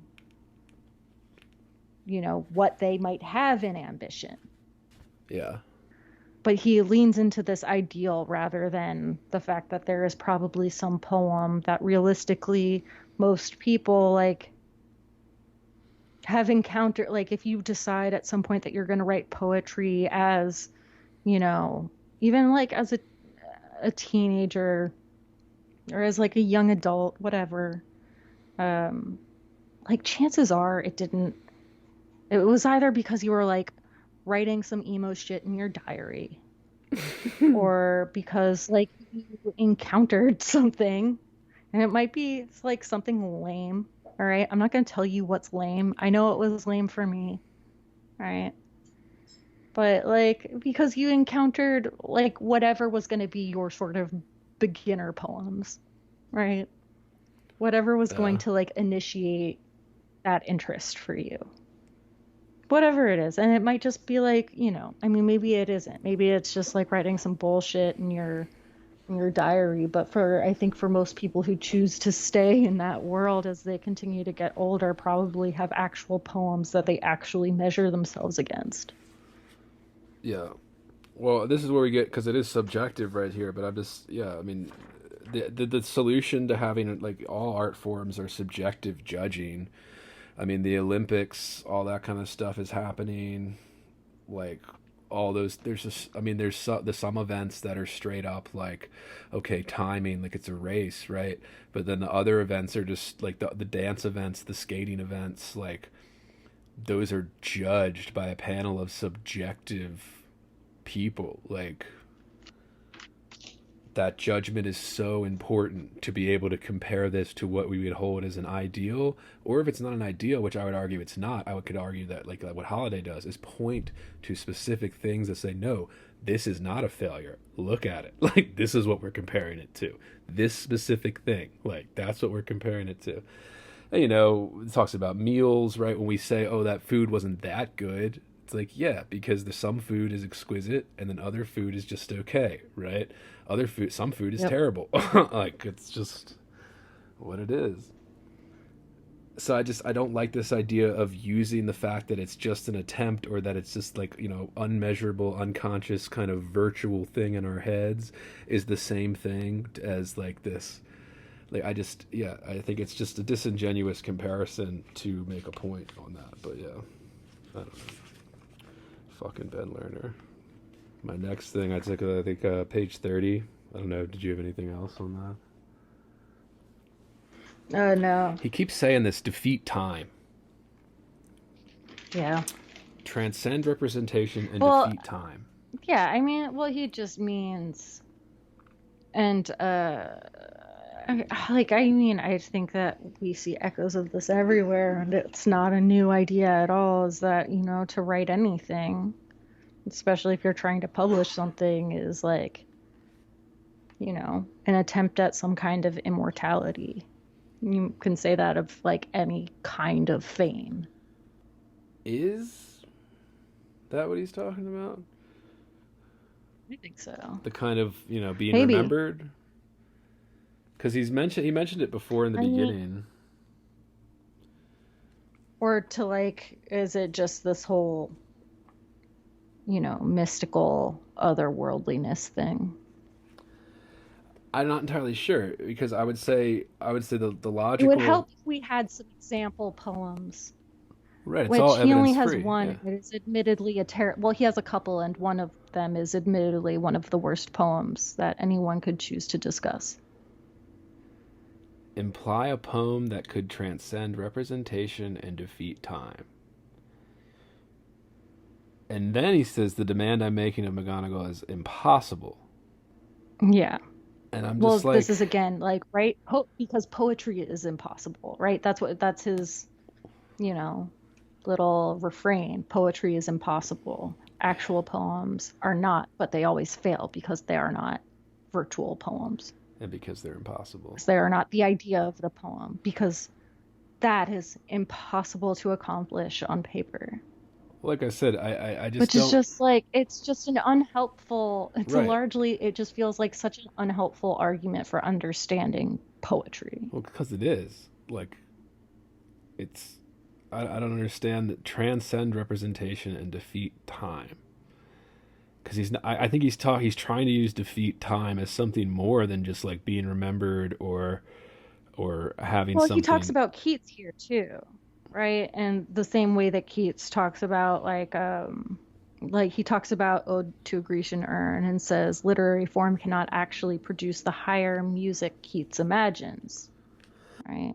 It can only figure it, which is, in a sense, what McGonagall manages to do by being so bad. So we're talking about McGonagall's, William Topaz McGonagall's The Tay Bridge Disaster, of whom Lerner says his ambition outpaces his ability, which is what I guess he tells us makes the terribleness of the poem so palpably felt, and the distance quote, the distance between the virtual and the actual so palpable.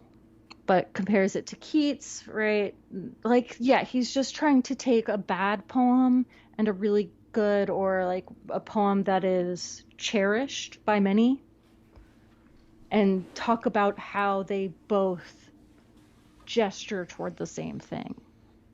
They both gesture toward this, what he would call, or like, virtual. And he uses the word virtuality, or like virtualizing, to talk about, what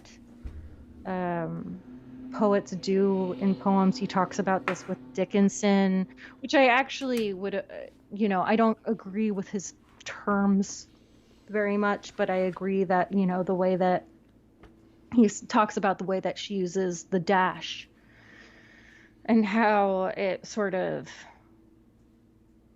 is a space for like this unsayable thing, right? Which, again, I don't agree with the terms that he uses, but like, that there's like a gesture there that isn't easily put into language, I would agree with, right? There is like a silence there, but I think you can talk about that in a way that is, it's just like he makes a statement about all three of these poets, right? He says they make a place for the genuine by producing a negative image of the ideal poem we cannot write in time. So for McGonagall, it's writing a poem that is so bad that you can only see the ambition behind it, right? And how it fails. And in that, it shows us an image of, what it was attempting to be, the virtual thing that it attempted to be but failed to be. Like I said, this is so abstract. With Keats, but I mean, like, that's what he's trying to say, it seems like. I mean, right? So he's talking about poetry as the possibility of poetry, not as actual poems, which is like the thing that I come back to that's really frustrating. Yeah. Well, that's my whole thing, where it's like he's using time. So he's using this thing to defeat time, and he's using that a couple different ways, because a couple pages later he talks about suspending time. And I'm just like, dude, what the fuck are you saying, dude? Like what the fuck is this saying? I think that... Like, time is a very fucking... like, he just fails to adequately talk about the experience of reading poetry. Of actually, like, feeling connected to what poetry is and does, and like how you know when a poem succeeds and how you know when a poem fails, except I guess all poems fail, so why bother talking about it? I think it's telling that he doesn't mention Bloom or quote Bloom at all about what he's trying to talk about. Yeah, he does. He talks about Plato. He talks about who else does he talk about? Oppen. He talks about that shitty book of the best bad verse. Yeah. Which I'm like, why are you reading that? Yeah. I mean, he talks about, we're still on the Tay Bridge disaster. I haven't changed pages in a while. What page are you on? I'm on 37.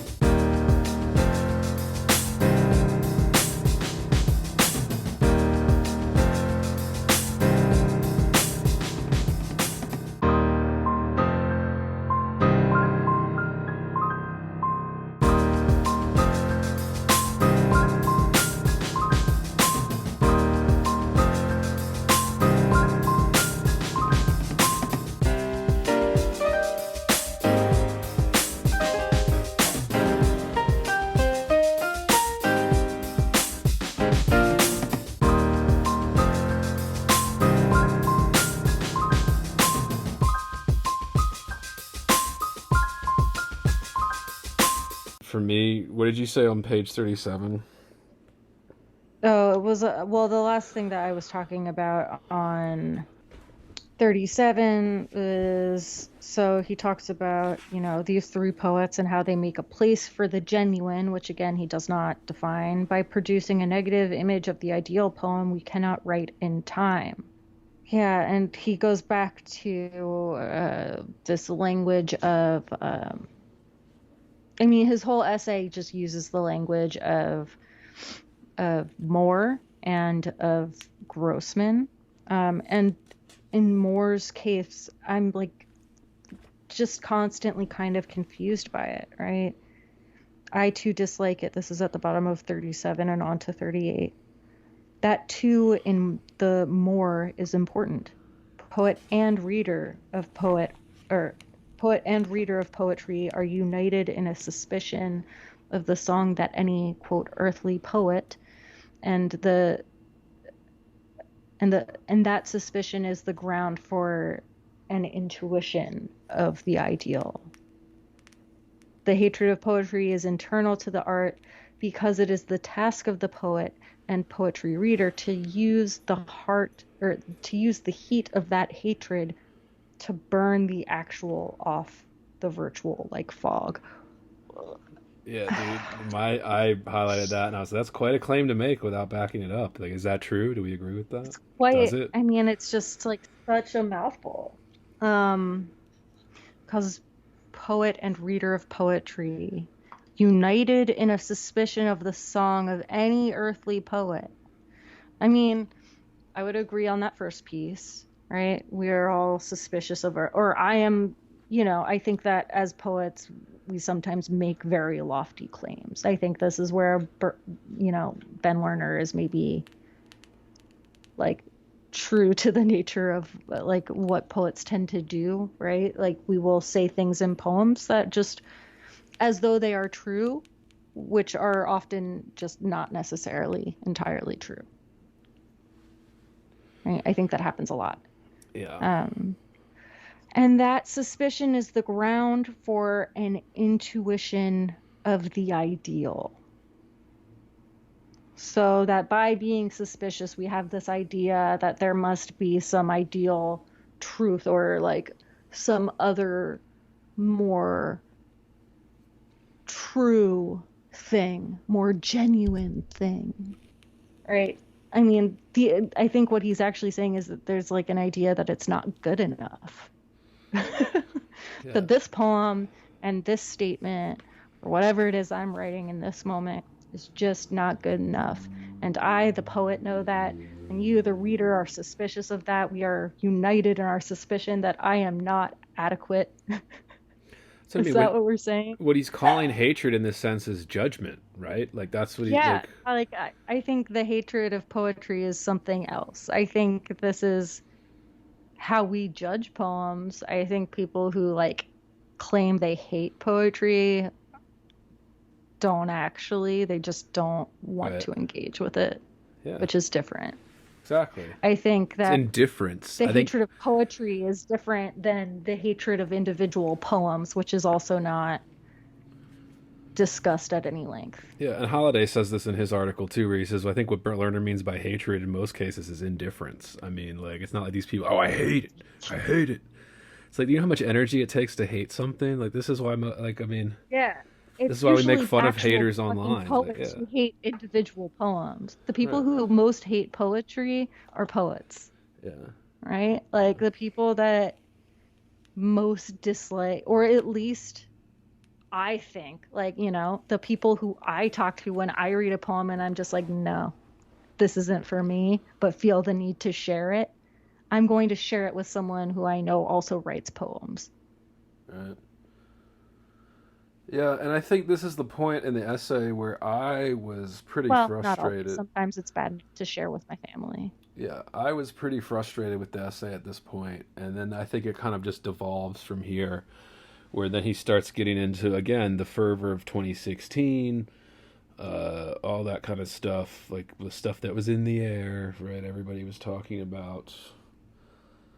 Yeah, white male nostalgia. White male nostalgia, yeah. Something that you said. The white one male. Particular critic. Dude, the white male hated himself. Yeah, he cites one denunciation. He talks a lot about Whitman here and Whitman's sort of, democratic project So he Dude, calls it, the right? claims about Whitman, I've been telling you this whole week. I've been reading this and texting you.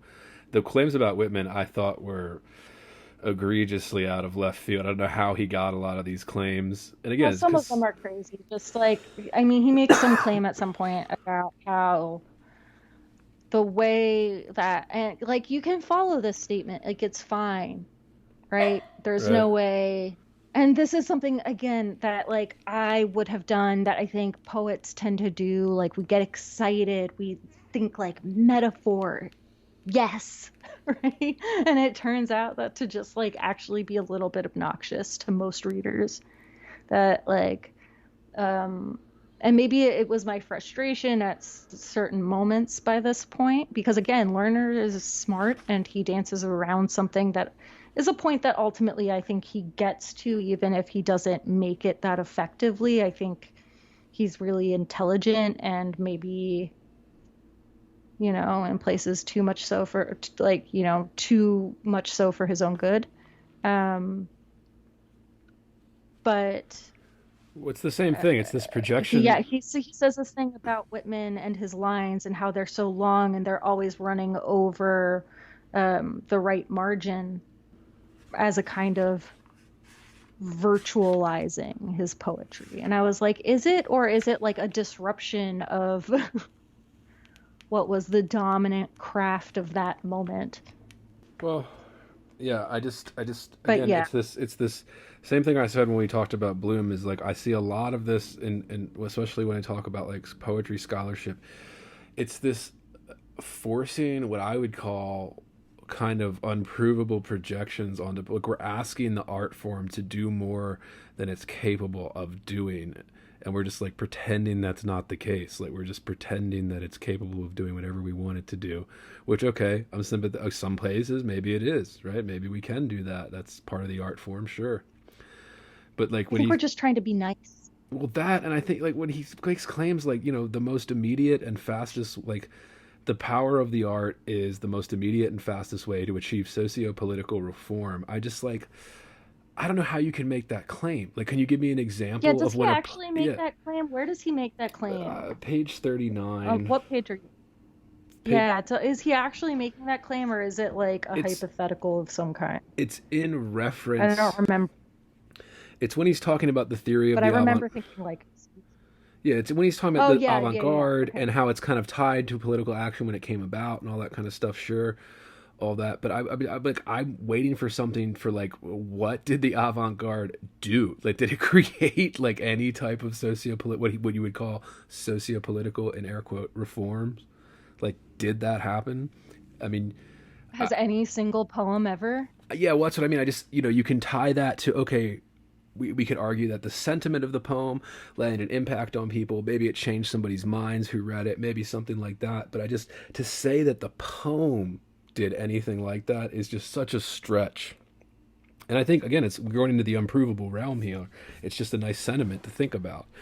It's just something nice to say, like you said. It's just being nice, kind of. I don't know. I don't agree with it at all. I don't see any evidence to say that this art form, or really, I would argue movies. You could make that argument for more than poetry, in terms of you could have literally trace historical kind of changes in public sentiment if you wanted to even go more open than socio-political reform. Just public sentiment, like how people think of things, whatever it Yeah. is. I So you mean, could, my feelings on this is that like whenever you talk about like poetry as a form of resistance, I'm like, to whom? right? Like Yeah. to other poets? Are you resisting? Like, who is this readership that this is going to have such a profound impact on such a massive portion of society as to demand sociopolitical Yeah. change as a result of a poem? I also feel like that's maybe a little bit self-aggrandizing, Right. but like not of, I don't think necessarily of Lerner, of himself, right, but like of the poets who proposed that as their central project by way of poetry. This is what we intend to do. To which I would say there are probably more direct avenues to what you are trying to do. But whatever, and I would also say, like, I think Lerner does have humility here. I think that he knows that this is sort of like, as much as many parts of this essay might be a mouthful, as much as we might disagree with it, there is humility here. There is something of an awareness here, right? I hope it goes without saying. He says that my summary here doesn't pretend to be comprehensive. Poems can fulfill any number of ambitions other than the ones I'm describing. And this is on page 76. They can actually be funny or lovely or offer solace or courage or inspiration to certain audiences at certain times. They can play a role in constituting a community, and so on. The admitted weakness in the story I'm telling about poetry is that it doesn't have much to say about good poems in all their variety. It's much better at dealing with great or horrible instances of the art. Yeah. For me, it's... But I don't know that it deals with, like, either of those, actually. Right. I think it's trying to deal with ideas about the art more generally, and with that comes the risk of saying something that applies broadly to just art generally, which I think in some ways he's done. I do think it's interesting, and maybe it's just because of our particular level of exposure to poetry and this particular form of art that we see these defenses and denunciations come around again and again. So I don't know how much of that happens elsewhere. Well, although I assume it does. And I think he kind of, and that's the point too, about halfway through this, he kind of glances over something. I understand why he glances over it, like kind of just brushes off of it, but he doesn't do that. He tries to make it something else. Like, it's uncouth to say this, especially in academia, but I think he's mistaking a lot of the hatred, or what he's calling hatred, of poetry, particularly by critics, when he starts quoting critics and stuff. He's not mentioning that it isn't hatred of poetry, but it's this very human kind of bitterness and jealousy on the person criticizing, right? And he uses that example of the inauguration poem, I guess, with like Obama's inauguration. There's Packer, some poet or critic, I've never heard of it, but he's like, quotes him about, he wrote something about how he didn't like the poet that, Obama picked for his inauguration or whatever. Well, he didn't like that there would be an inaugural poem. Right. He didn't like the idea that there would be a poem written specifically for this occasion, which, like, on the one hand, I almost agree with, because I'm like, you're writing the one thing, like, is it going to be good? How much time do you really have? Like, whatever. It's for a much more general audience, and we don't need it to be the poem. And I think maybe, like, asserting that that's some kind of crime, some kind of art crime, is maybe silly. Well, for me, it's more of... that's like... He's, again, you're not... I understand why he doesn't say this, because it is kind of like, ooh, you don't say this in polite company, i.e. academia. You don't say this. But, like, everything I read that he quoted from that critic that was saying, I guess, Alexander was the poet that was chosen. This was before I was old enough to even fucking know I liked poetry. So I have no memory of any of this shit. So it's like, but when I read the quotes from that critic being like, oh, this isn't, how do you get, we shouldn't have an inaugural poet. Every time I read the quotes that Lerner put in this book, I was just thinking, I was like, yeah, what this guy's saying, like Packer or whoever Lerner's quoting, is he's just pissed it wasn't him selected to be the inaugural poet. Like, that's what I kept getting out of it, because he's not making an argument that makes sense to me. Like, oh, it doesn't capture enough. Oh, it's not a good poem. It's a bad practice. I was like, nah, dude, you just wish it was you selected. Okay, that's what you wish. So you get that bump in book sales. All right. We all know this. You're not supposed to say it, but like, that's really what he's calling hatred, is this kind of natural jealousy, neuroticism that like comes when you're trying to do something that not everybody gets to do. It doesn't even matter if you're good or not, right? Not everybody gets to do it. This is and I was like, I appreciate his point that he's making with that, but I think he makes the wrong point. He calls that like Packer wants the poet to be a poetic ideal. I was like, nah, dude, you're over intellectualizing this. This guy's just bitter as fuck that he wasn't selected to be the inaugural poet That for he this. didn't get the For this job that comes with the historical, most fame.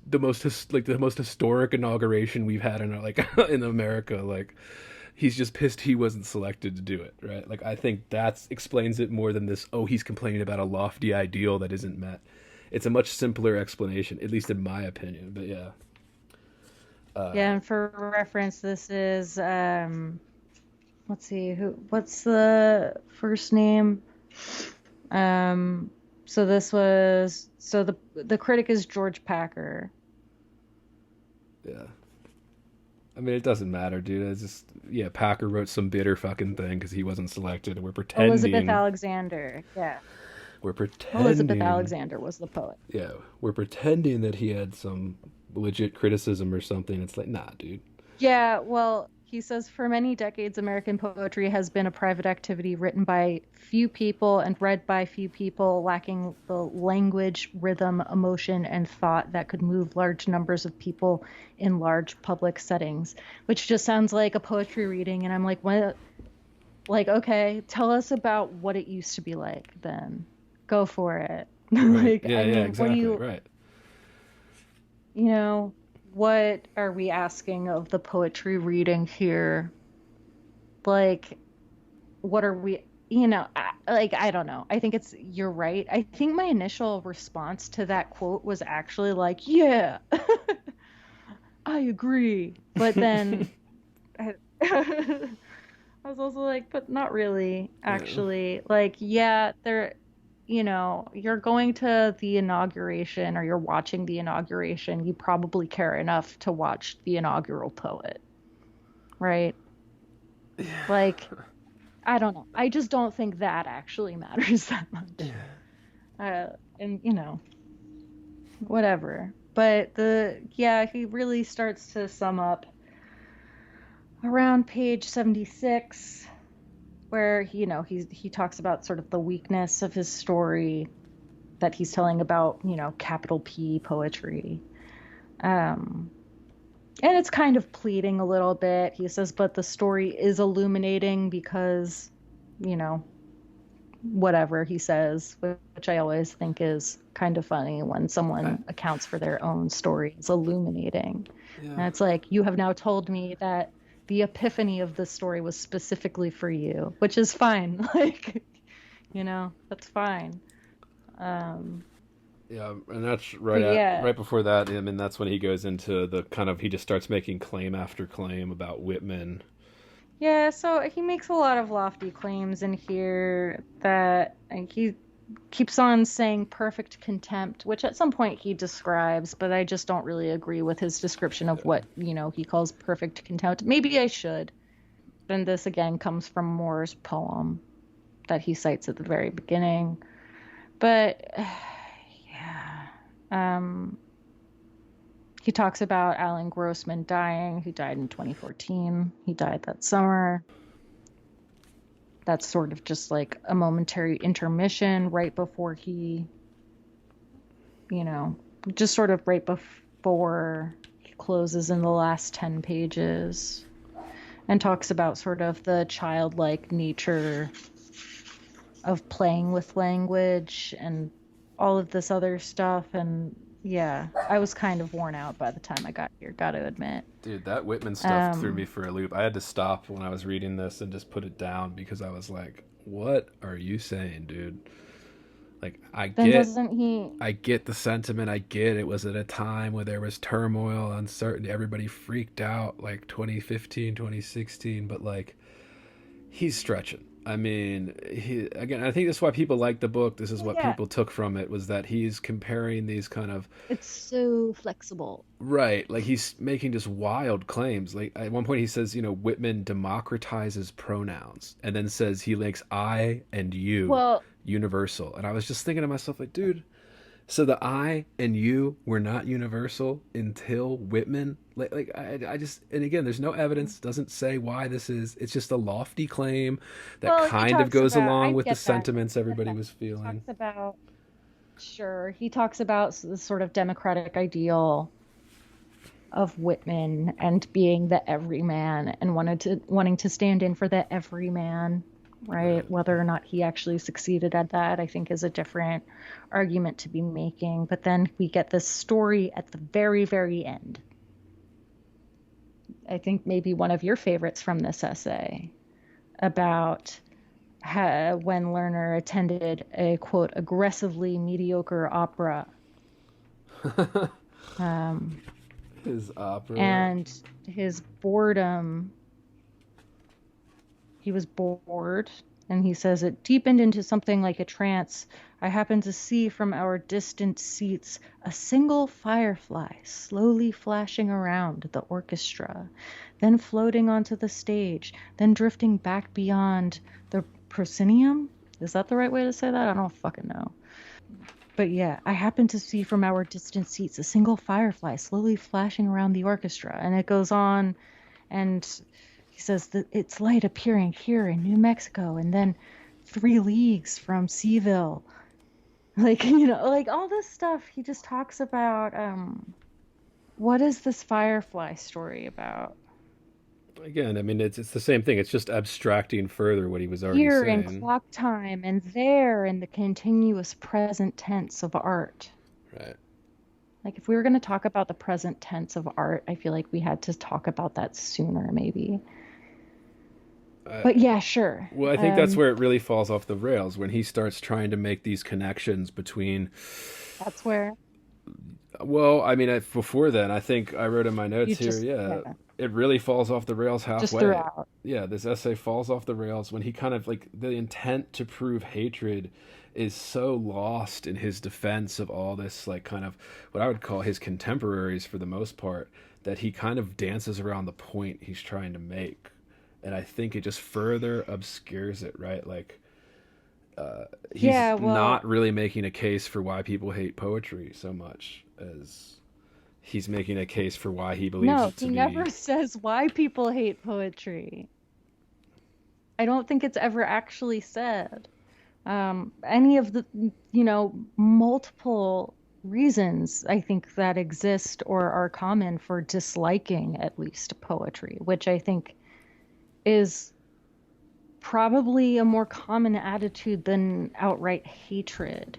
If he's talking about hatred, maybe, like, is he actually talking about the critics? Is that who hates poetry, the people who denounce it, not just general readers?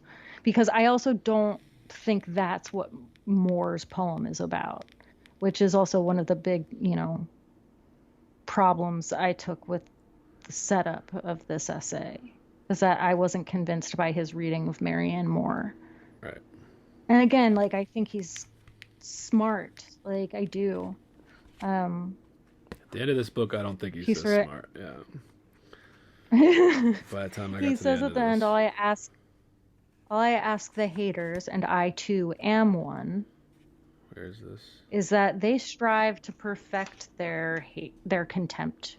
Even consider bringing it to bear on poems where it will be deepened, not dispelled, and where, by creating a place for possibility and present absences, like unheard melodies, it might come to resemble love. So I think, like, what he's talking about here is familiarity. In some sense, right? That to perfect your hatred for something is to actually understand it and understand why you actually hate it. And then in the process of doing so, you recognize what it is that, or maybe it's just like actually recognizing what it is about other poems that you do love that are absent from this poem. But love is a big word to throw in there by the end, right? Yeah, well, it's because if you use these... I think he alludes to this idea up front, but I don't think it actually gets said at all or, fleshed out in any way. It gets said right here. What page? This is the very last page, 86. You're already on the last page. Yeah. Yeah, the paragraph I read was the last paragraph. Oh, okay. Do you want to touch on the nostalgia he mentions? So I think that's where Oh he man, makes this. What? oh man, go for it. Well, I just think that's where he makes a good point. Where I think he makes this point where he's making a point that I think does like delegitimizes his entire argument, right? Where he's like, nostalgists want this ideal. He's describing an ideal, like he's arguing for this ideal that doesn't exist, right? And he's not being very rigorous about it. And I mean, I agree with the claim that, yeah, nostalgists are looking for something that they wrongly assume existed years ago. I agree with that. I think that's correct, right? When we feel nostalgia, we're just kind of projecting something onto it. But I just, yeah, he's making, Yeah. he undermined his own claim because he's projecting an ideal here, especially when he starts talking about, this, he gets into these weird capitalism metaphors and all this kind of, and I get, these are buzzwords. These are trendy. These are things that were on trend at the time, Yeah. still on trend. This is all very, very sexy, but it was like all so sexy. Failure was really sexy in this moment. Right. Like just failing as a good thing was a really hot thing that was going around.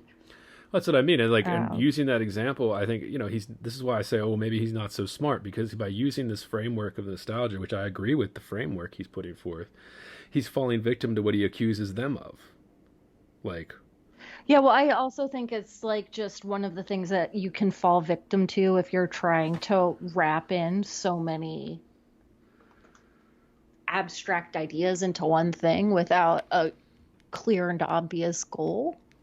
I think that maybe if his goal was just to understand why we frequently feel the need to defend or denounce poetry, I think, again, like maybe these ideas would have wrapped in more naturally, but it just felt maybe like it drifted focus here and there and like couldn't stay in. It drifts focus from the very beginning. Why does it drift focus? I would argue because it's not very well thought out. I mean, I don't think he put much rigor into this. I think that's why I would call this a personal reflective essay, because that's what he's doing. Yeah, I agree. I mean, I think this is like a personal essay that maybe would appear in like his personal collection of craft essays. Yeah, I think it could have been broken. It would have made more sense if it was broken into multiple essays too, but 100%. Yeah, because he 100%. jumps around so much. One thing I wanted to draw attention to, and this gets back to the, who are these things for? Who is poetry for? All this kind of stuff. He says, he tells this story. What is this? This is page 77. And, he says, that I'm not pretending to have my summary here be comprehensive. Poems can fulfill a number of ambitions other than the ones I'm describing. Again, removing his own authority in this sense. So that's fine. But I guess that's what people want to see. But he just says... Yeah, but it's humility after making so many fucking massive claims. Right, so, I don't know. Of course you have to backtrack those. Yeah. This is, of course you have to backtrack, because they crumble under like a shred of scrutiny kind of thing. But he says, the story is illuminating because it helps account for the persistent, if mutable, feeling that our moments' poems are always already failing us. And my question here is just, who is the us? Who are these poems failing? Is it America? Yeah. Humanity? Ben Lerner? We don't get that answer, do we? No. Again, because it's an abstraction. It's this broad abstraction that you can project anything on. So he takes it towards the kind of... It can only be those of us who read poems, I assume. Yeah.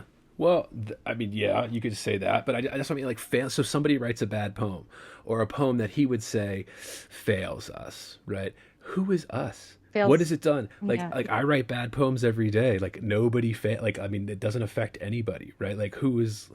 Well, by his own understanding, it can only be readers of poetry who are largely other poets. Right? Like he says that so many times in different words. But I think he's going broader than that. I think he means it broader than that, like failing us. Failing society, failing humanity. And I think it's kind of reveals, I mean, they have some great purpose. We went over this a little bit. I think it's kind of, you can kind of see Lerner's insecurities in the fact that he's Ivory Tower. He's a poster boy of the Ivory Tower. I mean, this guy's got $1 million worth of fellowships in his back pocket. I mean, I don't. I mean, of course he is one of the most celebrated contemporary writers in existence. There's like a deep insecurity where Well, he's and is talking he about. not more celebrated as a fiction writer? Well, he I is. mean, Yeah, he is. Yeah. Like I said, well, I mean, like I knew him also first as a fiction author yeah. before I knew him as a poet. Well, me too, because his fiction made some waves. His poetry never made any waves. So Well, we also like don't, but I don't think I was like in any serious way interested or like exposed maybe to the world of poetry when he was first putting books out. yeah, And I didn't encounter those until his novels were introduced to me. yeah. I just again, it's this pretending that poems are doing something other than just being like an art. Like I know why, I understand the impulse to romanticize art and say that it's doing things that it couldn't possibly, even in the like the wildest realms, be doing. But like when it says it's failing us, I'm just like, really? Like again, Yeah, like well, I it's don't even feel like he's established any way in which it's supposed to actually. I mean, the only way that he's really established it serves us is what? That it m makes us present to one another. It literally, yeah. like, it gives the appearance of persons to one another. Right. It's hard to unpack, and I think maybe it's, a little bit muddled, and I think that maybe by the end there are some moments that are reaching that maybe feel like a nice bow to put on it but don't quite make sense. So yeah, I think that as like the reason why maybe this is frustrating is because it is like more of a personal reflective essay than it is one of like a personal I mean, I guess it's his personal theory or his personal application of a couple of theories. Right. But yeah, it does make a lot of claims that it doesn't back up and then says, hold up, I know I didn't back this stuff up, but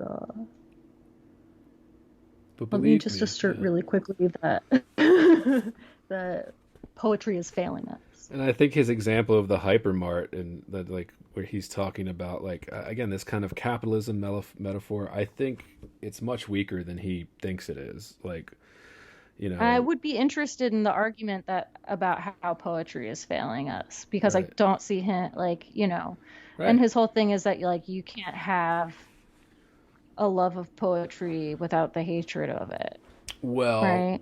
yeah, Or and I that think, can't have you can have a perfect contempt for it and also find that you have love for it and that these qualities are in his words inextricable from one another. yeah, and I'm kind of disappointed too because Ben Lerner's at a place in his career, like to do this type of argument, to do this in a way that I think we're holding him to, that we would like to see or are interested in, or originally thought this was going to go in that direction. To do that, you got to burn some bridges. If you're going to do this honestly, you're going to lose some friends, kind of thing, because you're going to have to talk about kind of like, I don't know, you're going to have to bash some people's dreams and lofty ideals, whatever you want to call it, right? And I just, because Lerner's in a position where he could do that Well, and you get away just with might it. say have to say things that like people don't agree with, Well, that but too, yeah. You have to also make a judgment. in Yeah, what capacity is like yeah, to say that poetry is in some way failing us, I think you have to, you know, unless I mean, he's been saying that this whole time though that all poems fail, which you and right? I have said we kind of All fundamentally poems disagree with, but yeah. we do. So is this just like a playful poetry is failing us? Right. I Like is this just playful? I Um, I don't think it's playful at all, dude. I mean, at this point, I have to believe what he's saying, right? Like, I mean, is this just a joke? Like, why would he write this if it was just playful? But I mean, that's the thing too, right? Like, there's no seriousness. It's like you could pretend to be serious about poetry, and people just praise you anyway. But I just mean my point about that was like he's in a position. Like, there are no more prestigious fellowships for him to even get awarded at this point. Like, he's got them all. He's got the professorship, the full professorship at a college with tenure and all that entails. He could have done something like what we're saying. He could have made that argument with the judgments and people would get mad at him, etc., etc. But again, he's Ben Lerner, so what's they gonna do, right? And he just didn't. And again, I think because he just doesn't actually have much to say about it, maybe. But this idea of the capitalism metaphor with this hypermart opened in Topeka and like wandering through the store and being amazed at all these colorful products and brands and marketing and end of aisle displays, especially kind of when you're a kid, you're really kind of, it's remarkable to go through this brightly lit store with all these bright brands and colors staring at you. And he's like, do you remember that sense or have it now of being a tentative node in a limitless networks of goods and flows? Because that's also poetry. And I get what he's saying. Like I said, I just think it's a weaker metaphor than he thinks it's doing here. Like it's not doing, I don't know. I just can't stand this kind of like the abstract exchange. It's like, dude, like this, it doesn't work because if you're talking about abstract exchange, like there is no abstract exchange unless you get to like monetary policy or whatever thing like that. Then you get much more abstract in exchanges. But like you're literally, I don't know. It's just comparing like buying a branded cereal box for whatever and like standing in the aisle and looking at it to figure it out, comparing that to poetry and like it's limitless goods and flows. I'm just like, yeah, I understand what you're saying is like this ether, this thing that weaves in between us that's all, unsaid. I'm just like, man, like you're not making it any more concrete by comparing it to something that I would say is not applicable. Like it's just like that is a very different thing than what you're trying to talk about. But that's just I just took I was a little pissed about that. I was just like, dude, like you're just playing to the crowd now. Like you're just trying to get another fellowship that you've already gotten, I guess, at this point. But I don't know. But you mentioned that love, that last bit. Yeah. I did want to talk about that. There is no need to go on multiplying examples of an impulse that can produce no adequate examples, of a capacity that can't be objectified without falsification. I've written in its defense and in defense of our denunciation of it, because that is the dialectic of a vocation no less essential for being impossible. Sounds like a lot of nonsense. All right. All I ask the haters, and I too am one, is that they strive to perfect their contempt. Even consider bringing it to bear on poems where it will be deepened, not dispelled, and where, by creating a place for possibility and present absences, like unheard melodies, it might come to resemble love. My note just here written on the page is just, what? Like, what did I just read in that word salad? So, Yeah. Well, I mean, we also go back to, this goes a little bit back to Grossman for me. yeah. And like, I think it's also maybe gesturing toward Moore's use of the genuine. But for Grossman, he does talk about, I don't remember what he says exactly, and I'm going to use the wrong word, and I know it, and I don't have the book in front of me, so I'm not going to like pull up the quote, but talks about like, I don't know if it's the subject of the poem or the object of the poem or the something of the poem is always the beloved, right? There's this idea of the beloved in the poem, or that's what the poem is for or about. Right. So I think maybe it's trying to gesture at that. I think also very plainly, like, we've said for a very long time that hate and love are not that distant from one another, right? But like, it's just, it's like it feels maybe like a lazy, like what I said before is like it feels like it's just throwing this thing in there, right? Because it feels like a nice tying up of these multiple ideas into one thing. It feels like it can sort of pull everything together, but we haven't really talked about love. I think it's just another way of talking about the way all poems all actual poems, even though we must necessarily have contempt for them because they fail. And this is, his thesis, I guess. Um, we still find in them a love that we might have for them because we get this image of what its ambition is. But, I don't, that's how I read it. I don't know if I agree with it. My whole thing is the love and hate thing that he uses. I just think is just a bad framing, mostly because it's like this kind of like, internet social media framing of things. Oh, I have a love hate relationship with my whatever, whatever it fucking is. Where a love hate relationship is very normal and human, whatever. That's how we. But it's just I don't know. It's become like a meme, and I can't stand this Yeah. devolving of kind of like slogans and phrases and Yeah. gifs from fucking the internet that has just invaded everything. Like you just can't get away from it. People just speak in meme. It's kind of remarkable to me. Not that Lerner's doing that here, but I think he is kind of bordering on that. Maybe, I don't know. I mean, just that framing. All I ask the haters. Yeah. Come on, dude. The haters. The haters. Who Yeah. are the haters? Haters gonna hate. Like that's not even clear. Aren't the haters the same people in your definition that are I don't know. I'm like, there are just a lot of things that are not nailed down With here. that, And I think that go for it. Huh? what? Go No, for yeah, it. I just like think that's one of those things that's not nailed down. Like again, we have the dislike of poetry, the perfect contempt for poetry, the hatred of poetry. And I guess these are all, like, I don't know if these are all the same thing.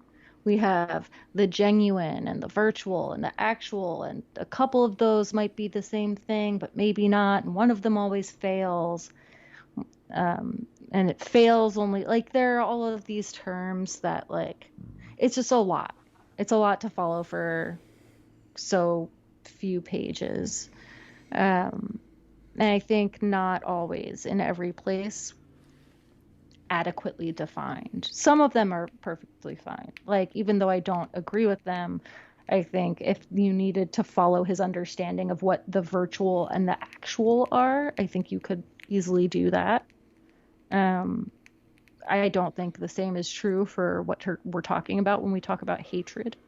I think that's just sort of like a sexy, I think it's sexier to say that than dislike or contempt. Right. And, it does make a sexier title, and I think there's something to be said for that. Of course. But overall, yeah, I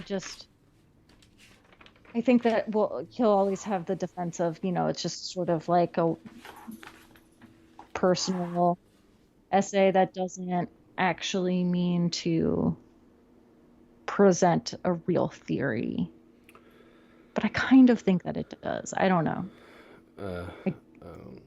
I hated it. I hated this book, dude.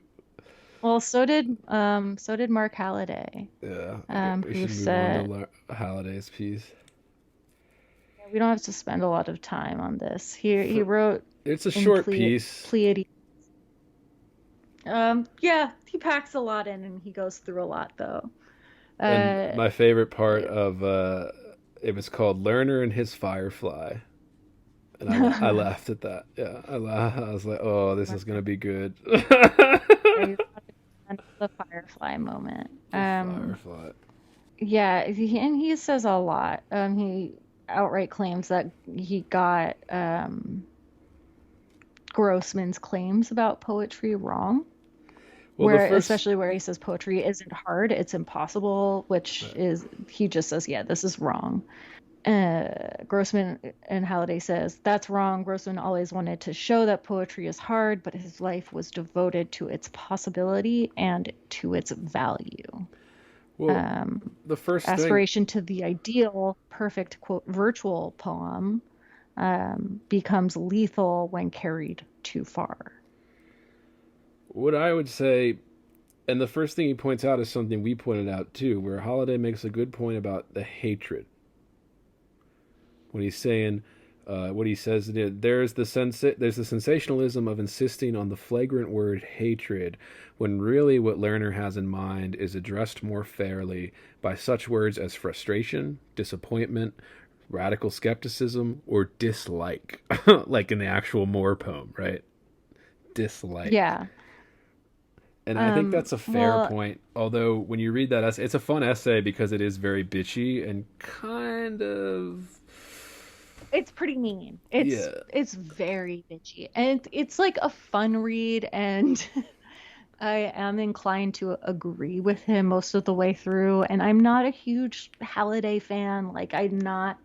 It's just like not what interests me very much right now, which is, whatever. Like, you are perfectly, like, if you like Mark Halliday, go for it. Like, no judgment. But and he takes him to talk task, about yeah. Thesis. He takes him to And he task, says like you said, his with thesis Grossman. consists of two. Yeah, well, and that his thesis consists of two claims: that poetry has a special power to induce in readers a hunger for an ideal poem, a poem that will marvelously and totally uplift us, inspire us, enlighten us, comfort us. Two, actual poems always disappoint us by inevitably falling short of such an ideal, and our disappointment darkens into hatred. Lerner implies, without ever thinking it through, that poetry has this double effect on us while other arts don't. Well, that's what I mean, and like that's what I said. I agree. I don't think Lerner thought this through. I think it was just like whatever, And I think the part that makes Halliday's kind of rebuttal to this bitchy is that there is a little bit of bitterness. There's a little bit of that resentment in it, like. He takes some shot at the MacArthur grants, right? Like he says, my revulsion against this tiny book is so overdetermined. Let me count the ways. Yeah. Little misreference there, yeah. But yeah, he says. And I think it's outright bitchy from the jump. Like, and there's no attempt to hide that whatsoever. And because, Mark Halliday is like, he's poetry famous. Right. Like he's sort of safe, right?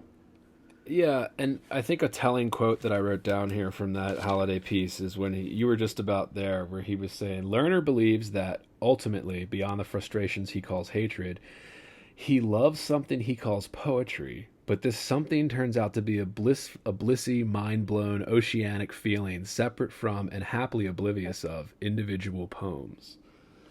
And then he goes, yeah, like, I mean, and it's true. Like, it is this kind of, like, very hippie, like, whoa, man. Like, that firefly blew my mind. It's beautiful. That firefly. It's beautiful, bro. Expand consciousness. Yeah, like, that's just what and, like, it is. Like, you feel that, like, what he calls poetry. He loves something he calls poetry. But that something turns out to be a blissy, mind-blown, oceanic feeling separate from and happily oblivious of individual poems. And that's just like, yeah, you're calling it poetry, but I mean, that's the same thing. Like, you can call something poetry. I see this in reviews all the time, movie reviews, book reviews. It's like poetry. Yeah. Poetry dripping from the screen. It's a canvas. Again, using all these other art forms to describe this one art form. And yeah, I mean, it's the same type of thing. I think it's naive. It's a naive, childish understanding of this stuff, and I think Holiday and then points that out. Yeah. Yeah, and he talks about audience too.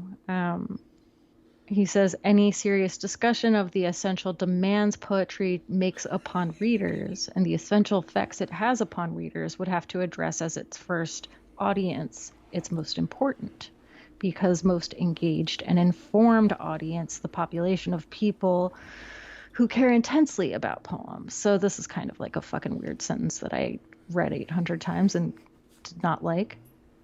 But yeah, it doesn't address his fucking audience. Lerner's mini book pretends to address that population, but I suspect he knows, and I'm sure the editor at FSG knows, that the actual target audience for the hatred of poetry is mostly people who are somehow pissed off or embarrassed by the fact that they don't really care about poetry. Well, I don't know if that is he saying here? Well, I think it's the same thing as like it's the who is the us question, and I think Halliday is raising that Yeah. same. I mean, well, yeah, but then he's saying who then is the writer who implicitly targets readers who don't deeply care about poetry with his essay about hostility toward poetry? The suspicion arises that the writer himself doesn't deeply care about poetry. A person who does not know what it is to love a poem is not a person who can write interestingly about the hatred of poetry. um, so I don't agree with this. I think that I think that Lerner maybe fails to acknowledge who his audience actually is going to be Well, here. he I has don't no think idea. that I think. anybody, yeah. Again, it's like And it's this made to up. Halliday's point, I think maybe there is that audience of people who are somehow pissed off or embarrassed by the fact that they don't really care about poetry. But I think more broadly, it's going to, if by anybody, be read by people who are already familiar with Ben Lerner as a poet. And like you said, the title. I mean, a title like that is going to sell copies no matter what. Yeah. And it came out relatively recently, but yeah, I tend to agree. I think Holiday kind of what I think his essay offers. So, listeners, if you want to read this Ben Lerner's little book here, it doesn't take long to read. And then, like, if you want to read Holiday's, I would recommend everybody read Holiday's after reading Lerner's. I think Halliday vocalizes a lot of this kind of like that what Lerner is pointing out isn't necessarily like profound or like unknown. It's like, and the quote and this is again, he's a little bitchy about it here. Internet snark, again, get me on this internet. Everybody just speaks in meme now, internet snark meme. But he doesn't quite go to that level with, Holiday doesn't at least. But he says, what Lerner seems mostly to want from a poem is the pleasure in finding, for the millionth time, that it falls short of the LSD wow a firefly totalizing magic of what he calls virtual poetry. And virtual poetry is in air quotes. Yeah, he's pointing out this kind of like, yeah, dude, like you're not pointing out anything that hasn't been known for the last couple hundred years. Like it's this, and I see this all the time, is like easy arguments, like easy low-hanging fruit, and now we're just repeating the low-hanging fruit arguments by a new face. Ben Lerner has it now, and we're just doing the easy, low-level, low-hanging fruit arguments over again. Wow, LSD, wow, a firefly. LSD, wow, a firefly, totalizing magic of what he calls virtual poetry. Yeah, that's what I mean. He's talking about something that doesn't offer us any insight into the art. Like, okay, in moments of inspiration, moments of beauty, I get that poetry is trying to capture those things. But like this is something that's well known. Like this isn't like some like new breakthrough argument. Not that everything has to be that, but yeah, it is. This is why I get the sense that it's childish and it's not very well thought out. I think, maybe it was just a money grab, and I think part of the bitterness you see in Holiday takes a few shots at the publishing industry. Again, I mean, Lerner has more money, more publishing, more publications, more prestige, recognition, etc. than most current contemporary writers. He's definitely in that top percentage, right? That top 1%. So I think there might be a little bit of that coming from Lerner, is like, this guy's getting all this recognition. You mean Halliday? Yeah, Halliday, when he's like, Yeah. this guy's getting all this record, like. Well, yeah, because he's one who has it, but also Right. I think has gotten some heat in recent years. But Who, Halliday or Lerner? Halliday, at least by his students, from what I've heard. Oh, of course, dude. Yeah. Well, again, it's always these people Well, that he know teaches nothing. at Yeah. Ohio with his wife, I think. Oh yeah. In Athens, right? Yeah. Yeah. He's old as shit now, though. Isn't he retired or about to retire? Yeah. But yeah, and I think he really solidifies this when Halliday talks, when he's talking about Lerner's ideal perfection that he claims we're looking for, which of course we are kind of looking for, is like, he just says, no, you're comparing the disappointing phenomenon to many better desserts. Like he uses the thing as like food where he's like, okay, if somebody says one dessert is better than another, a meal is better than another, right? He's like, you're not talking about this ideal perfection that doesn't exist, like this nostalgia in your head. He's like, no, you're comparing it to something very real, right? So you're comparing the disappointing phenomenon to many better desserts or romantic partners or novels you've encountered in actual kitchens, beds, chairs, like in actual, like it's real, like it's there. It isn't an abstraction or some ideal thing that doesn't exist. We can point to it and say, that's a better chair than this chair over here. That's a better dessert than this dessert over here. Like we can make that claim. That's why I think this is so confused. And I mean, I hate to use this word, but I mean, we said a little bit, it's elementary. Like this is elementary kind of thinking about the art. And it is kind of frustrating that somebody's pretending that this is more than just this kind of like elementary, like, you're not saying anything, dude. Like you're not making a contribution here. Well, yeah, and Halliday says his gaga celebration of liquefied perception is something most of us had recognized as boring by the time we graduated from college. That floating off into a reverie about a firefly or rapidly drinking 4 beers can feel awesome, but later the experience turns out to have been vague, foggy, unconducive to interesting thoughts. Right. It just bothers me that the whole thing hinges on this imaginary ideal perfection, right? Like again, this, and what I think, as I said, Holiday's a little jealous and bitter. I think it comes off a little bitter and jealous when he starts making quips. Even just bitchy. Yeah, well, I mean specifically when he starts making kind of insulting quips about MacArthur fellowships or, these are very coveted fellowships. Everybody wants one, right? I understand that. Yeah. I understand that, everybody wants it. Everybody who's an artist thinks they deserve it, right? And not everybody gets it, right? Only a couple people a year get it, right? So it's not like, so I don't know. You could just take that out. Like I think he made the quip of like, basically, the MacArthur disease. Like when you get a MacArthur, you start saying stupid things. And that's what I mean. It's just like a little. I think he was also trying to be entertaining, which he succeeded at. Yeah, and it did make me laugh when I read that. But yeah, and I think he critiques. I think my one quip with the Holiday article. I think he critiques this essay accurately.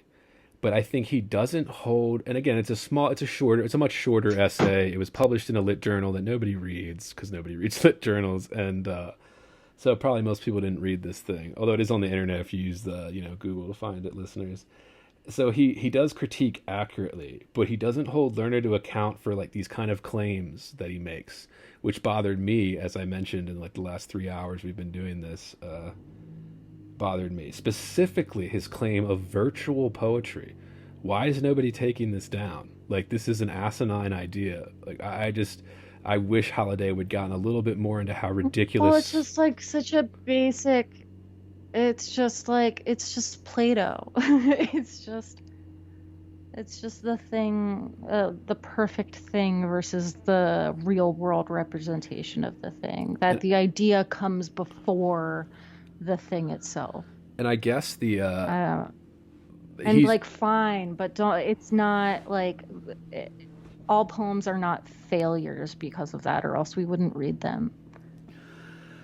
That, and I guess he's using Grossman's language, right? So that's Grossman's idea of virtual, but then Halliday says he's misunderstanding what Grossman is saying with that stuff, which I can agree with because what I've read of Grossman, he's much more coherent and careful than I think Lerner's being in this essay. But yeah, I would have liked to see... Well, he's much more complicated. Well, which is... I would say he's much more, people would call it nuanced. I, can't pretend to understand it that intimately as maybe Halliday might. But yeah, I think that maybe there's like a central idea there that Lerner maybe had right, but didn't take it to the right conclusion. Yeah, but I guess I'd have to read Grossman to be like, yeah, I really take conflict. I don't like this idea of virtual poetry versus like actual versus I just really hate this framing. I think it's not useful. It's just so romantic and so it's just not useful. I think your point is correct, right? Like your point is Lerner is getting at something. Like he's trying to get at something. I know I was bashing this the entire time we've been talking about it, but he is trying to get at something real that exists. He's just going about it in like this And he simplified strays way. from it. Right. And then when you simplify it, you And start sometimes talking. it's like two different things that he's Right. talking about under one definition, and it feels muddled. Like, And something this there complicated. isn't some one thing that's called the capital H hatred of poetry. Like, I feel like you have to give more language to that. Well, I mean, and I don't feel like he quite does, but I do think that this idea of the constant back and forth between a defense for poetry and a denunciation of it, the art form is now failing and it's doomed. I think there's something interesting there in terms of like a historical pattern of how we do this or the reasons for which we do this, but well, I think he's getting at something yeah. real, like the conflict that occurs in somebody's head to create, right? I think he's talking about that, but I think he's, again, Oh yeah. it's difficult. One, that's a difficult thing to articulate, period. It's a complicated thing because it involves very much, we start going out of the realm of art here and we start getting into human psychology. We start getting into human behavior, reaction, feelings, all these, chemical reactions in our brain. We could go that route. We could. I mean, I'm not expecting him to go that route, whatever. This is a book about poetry theory, but it's like, he's just not taught. He's simplifying that to the point where it's incoherent now. This is like, because it can't be simplified to that point. You know what I mean? Does that make sense? Well, or it's like it's too, yes, but it's maybe oversimple, like it's overly simplified, and it's also overly mysticized. What's coming is it's misdiagnosed. It's misdiagnosed as hatred. Again, it's like misdiagnosed as this fucking internet meme where it's love hate relationship. You're a hater, bro. Like it's this fucking internet meme language, and he's using that like it's misdiagnosed. Like, that's not what it is, which I think Holiday correctly points out. It's much more difficult than that. Like it's much more complicated than that. And when as soon as you simplify it, and I think this is why he kind of weaves in and out of all these kind of lofty ideas. He kind of goes into the 2016 like political fervor that was going on, and then he kind of weaves back into like these kind of Plato. And I'm just like, dude, like you're misdiagnosed. Like you're like I don't know. I mean, you're talking about something that I don't know. I just can't stand this idea of calling it virtual. Like you're calling thought processes virtual poems. Like that should disqualify everything you say after this. I haven't read Grossman's stuff on it. Well, I'd be it's interested just to like read it it was. to see what Grossman actually Well, his means stuff by on it. it is But just an essay about Hart Crane. okay, Yeah, I think that we sort of cross through too many ideas that don't really get either distinguished from one another adequately or defined adequately, or like, well, it's just, it becomes kind of like hard to follow other than this thread of all poems fail because they are not the idea of the poem. They're not this like perfect idea that we have of the poem, which like on some level, we could say is a true experience for a poet, but I'm sure that you also feel at some point like you write something really sexy sometimes and are surprised at how good it is, right? mm-hmm. Like I think there's like so much musing in a really romantic way about why poems fail without having to do the thing where you point to a particular poem and say why it's not good enough. Like you just now have, I mean, which he does at one point, but like it's just there's this blanket statement that you can apply and say that all poems fail, and somehow I guess this is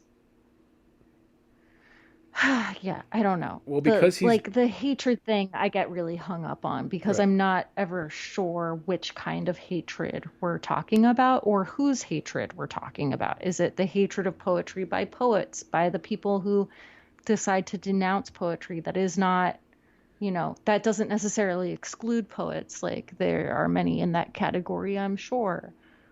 Is it the hatred of poetry by people who have no interest in poetry, in which case it's more indifference?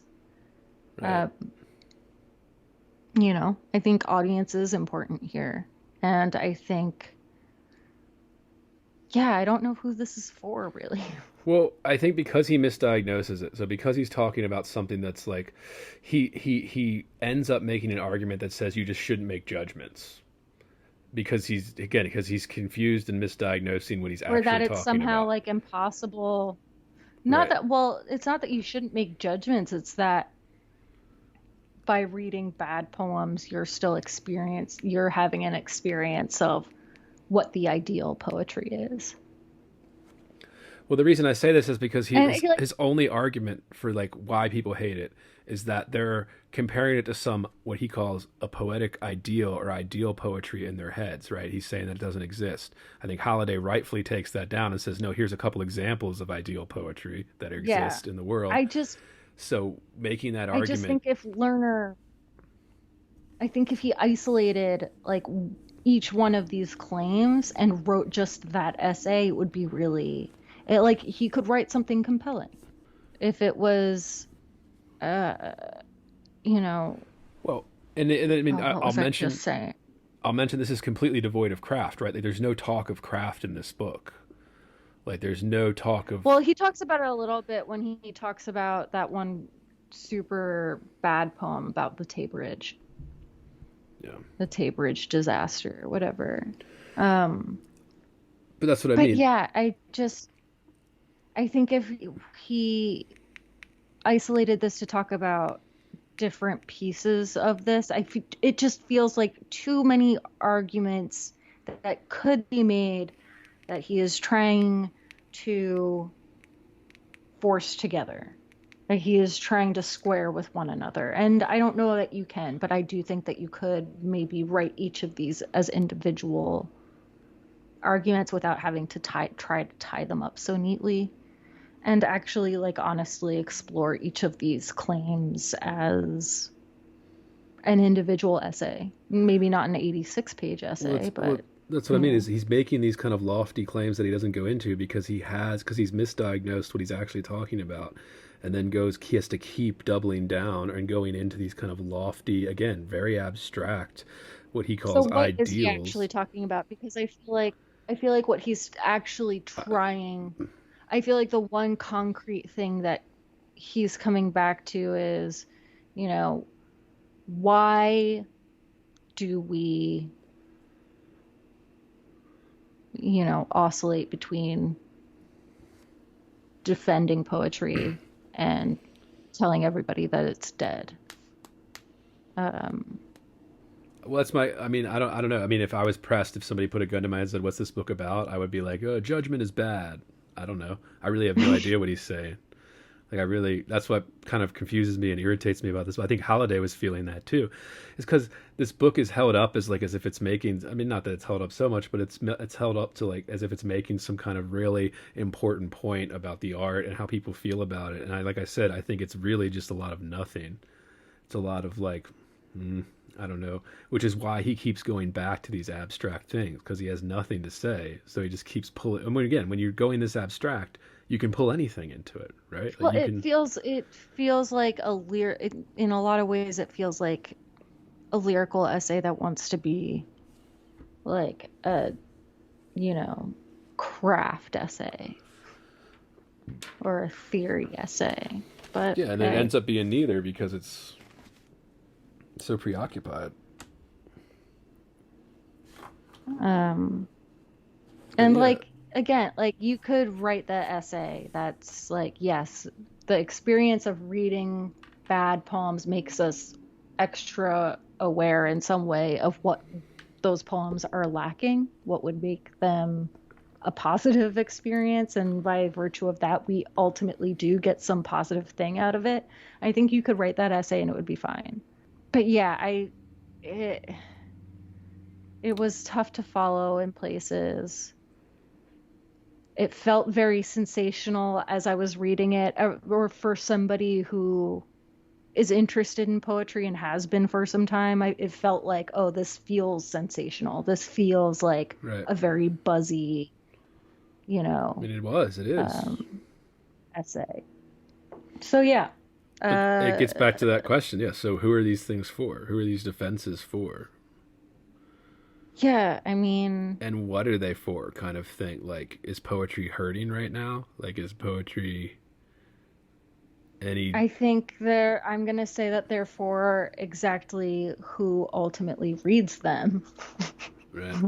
which is again poets mostly. I I don't know many people who read poetry but don't write it. I don't know many people who read about poetry that don't write it. And like, I would be so happy to hear that, we're, I don't know. Maybe I'd be indifferent. I don't know if I care about how wide the poetry audience actually is.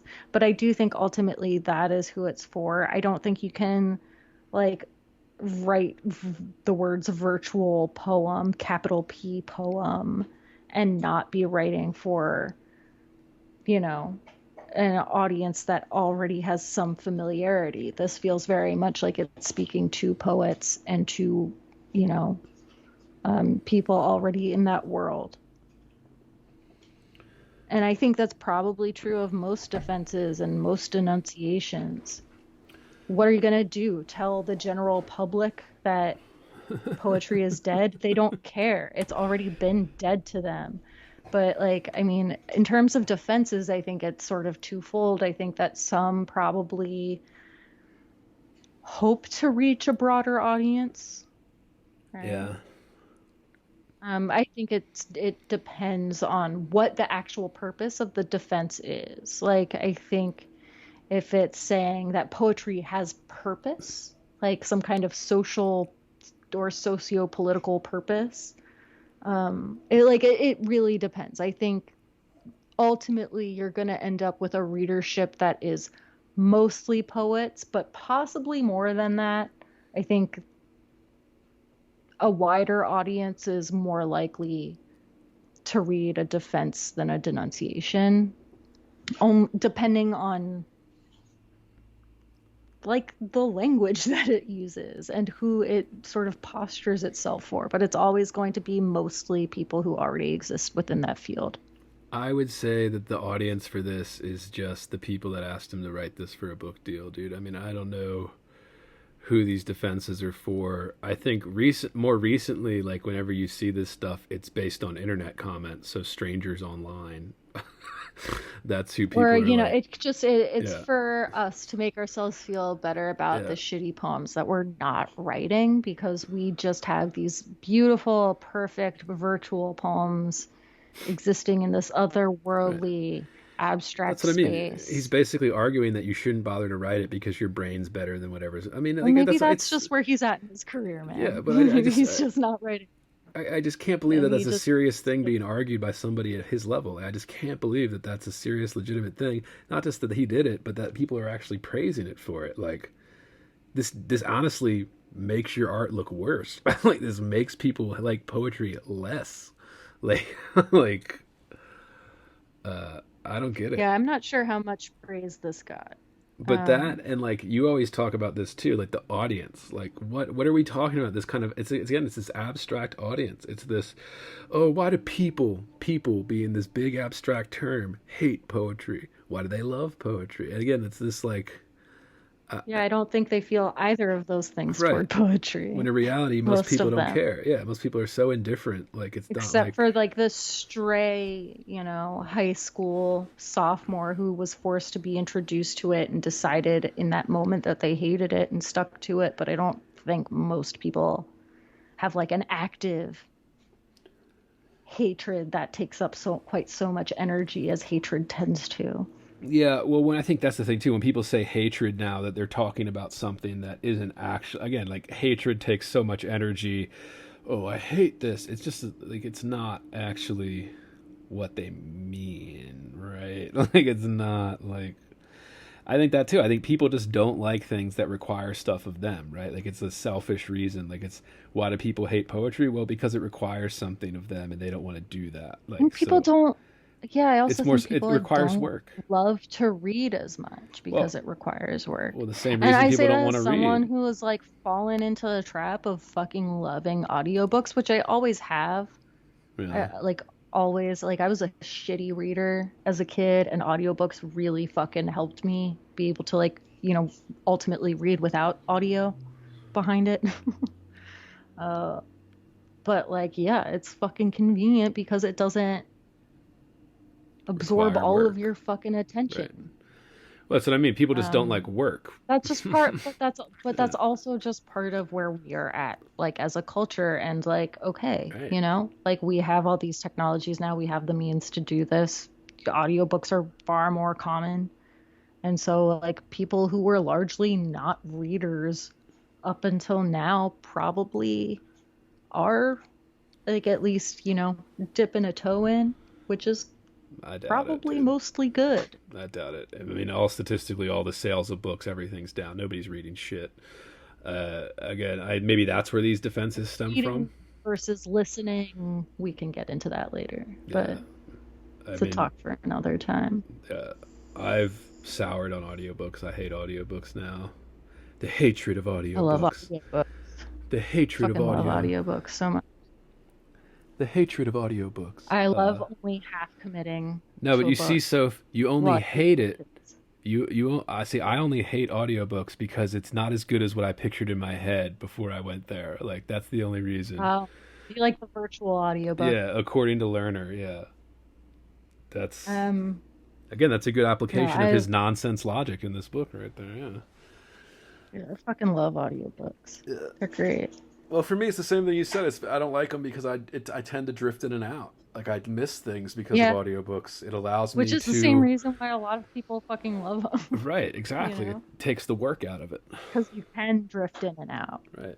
You don't have to be staring at it. Again, you can passively But consume. This is the whole thing. Like he doesn't mention this at all. He talks about it being specifically poetry that people passively consume. No, it's all art. There's a small section of people that care about this deeply, and then everybody else is just a passive consumer. They buy this album by Ariana Grande because that's what they hear on the radio. They don't actually like, oh, I and it's love catchy as music. fuck. Yeah, I love You music. become familiar with it. Yeah, they buy it because it's like, oh, yeah, yeah. Passively consume this while I'm in the background doing something, like, yeah. That's also like, which isn't to say that people who are like in love with music don't also like what's popular, but also a different story for a different day. Yeah, so final thoughts for me. I hated this book. Offered me nothing. I was pretty frustrated. But what else is new, dude? I liked the virtual book, but the actual one failed a little bit for me. But it's not its fault. It fails by virtue of existing in this world. Yeah, dude. I mean, it's absurd. It's an absurd fucking argument. Like, it doesn't make sense. Like, again, like when you put it in that way. I would love to see. Listen, I would love to see a collection of essays from Ben Lerner, The Hatred of Poetry, right? Where he does a breakdown of this argument into several shorter essays. Listen, I'll buy the book, okay? I'll do the Amazon review of it. I'll do all this shit. Listen, I think it's annoying. I think I said this of his novel. It's entertaining. It's smart. It's annoying as shit. Again, that's how I feel about autofiction generally. It's almost always annoying as shit to me. But Does he write autofiction?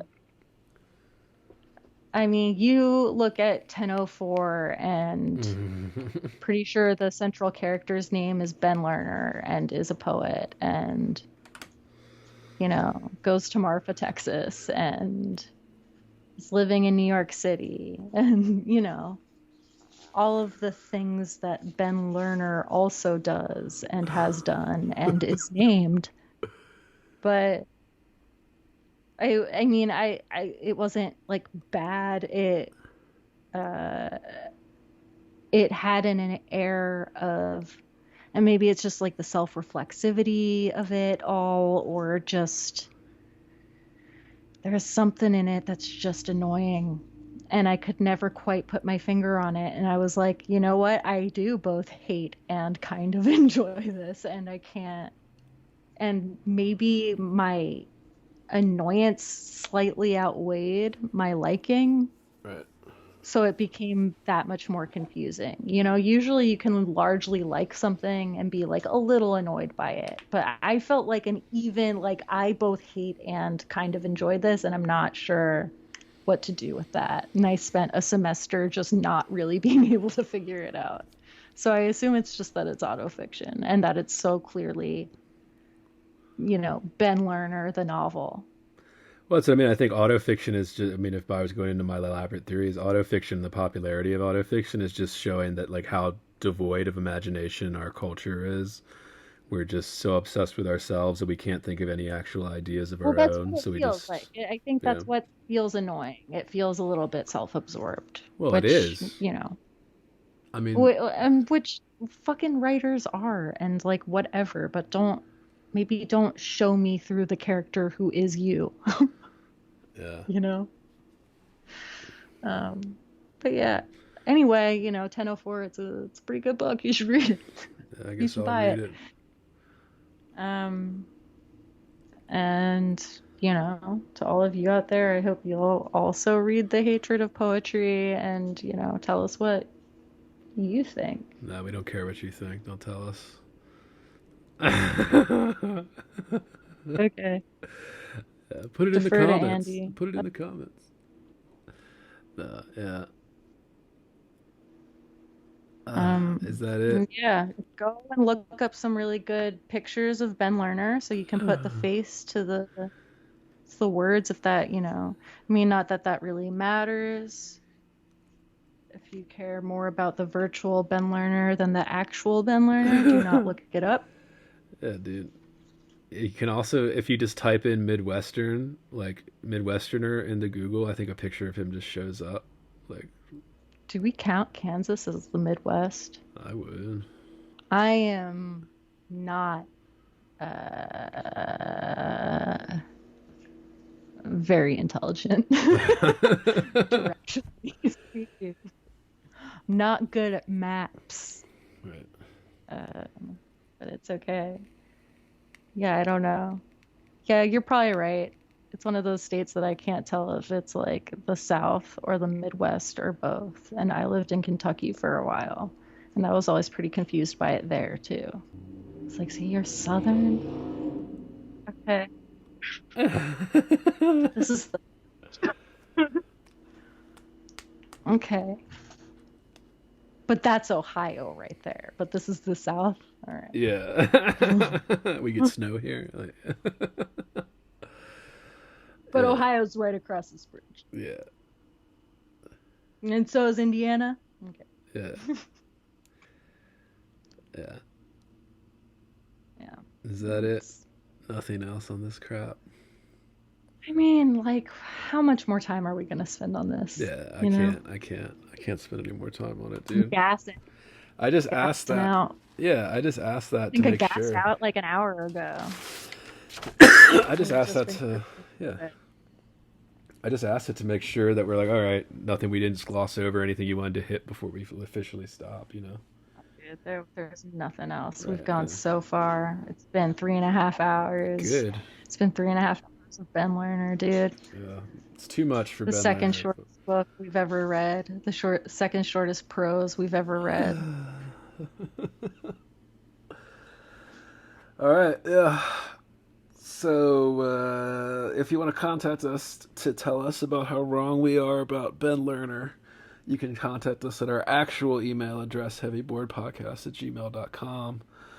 Subscribe to our Patreon, patreon.com/heavyboard. Receive full uncensored episodes for subscribers only. That includes bonus content and everything else we do with this. Check out and subscribe to our YouTube channels for more. Links to all the books and everything we covered in the description, as well as the holidays essay. And next episode, we're doing... what are we doing next episode, Soph? Some shit. No, we have it on my list here. All right, shit. Okay, we're doing Pimp by Iceberg Slim. Oh man, fucking are we? Yeah, dude. I don't know if I'm ready for that, dude. Oh, dude, I like that every time we do something that's like fucking poetic theory, we just go into something that's just like referring to cocaine and fucking within the first 2 sentences. Like, I like that idea. I have my dad's copy of that book. Yeah, dude, classic, throwback. It's an important book. All right, yeah. So next week we're doing Pimp by Iceberg Slim. This has been Heavy Board. My name's Andrew Wittstadt. I'm Sophie Weiner. I guess we'll see you next time. Look out. Don't come back. Yeah. Get the fuck out of here. Run away.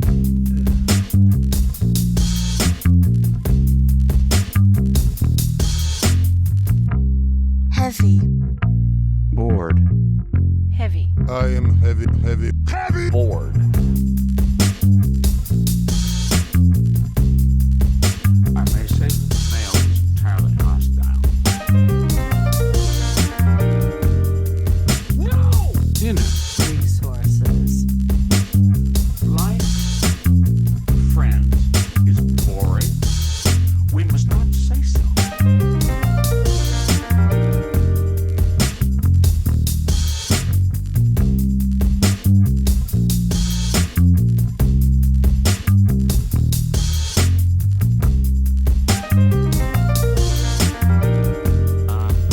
Are you radioactive now? Inner. Resources. American resources. Being bored? Some activities are intentional, right? It shows such a lack Heavy. of gratitude for life. Bored. I aspire to boredom, Heavy. I should say. Bored. Heavy. I am heavy. Bored. Has you the night sweats and the day sweats, pal? Pal, I do.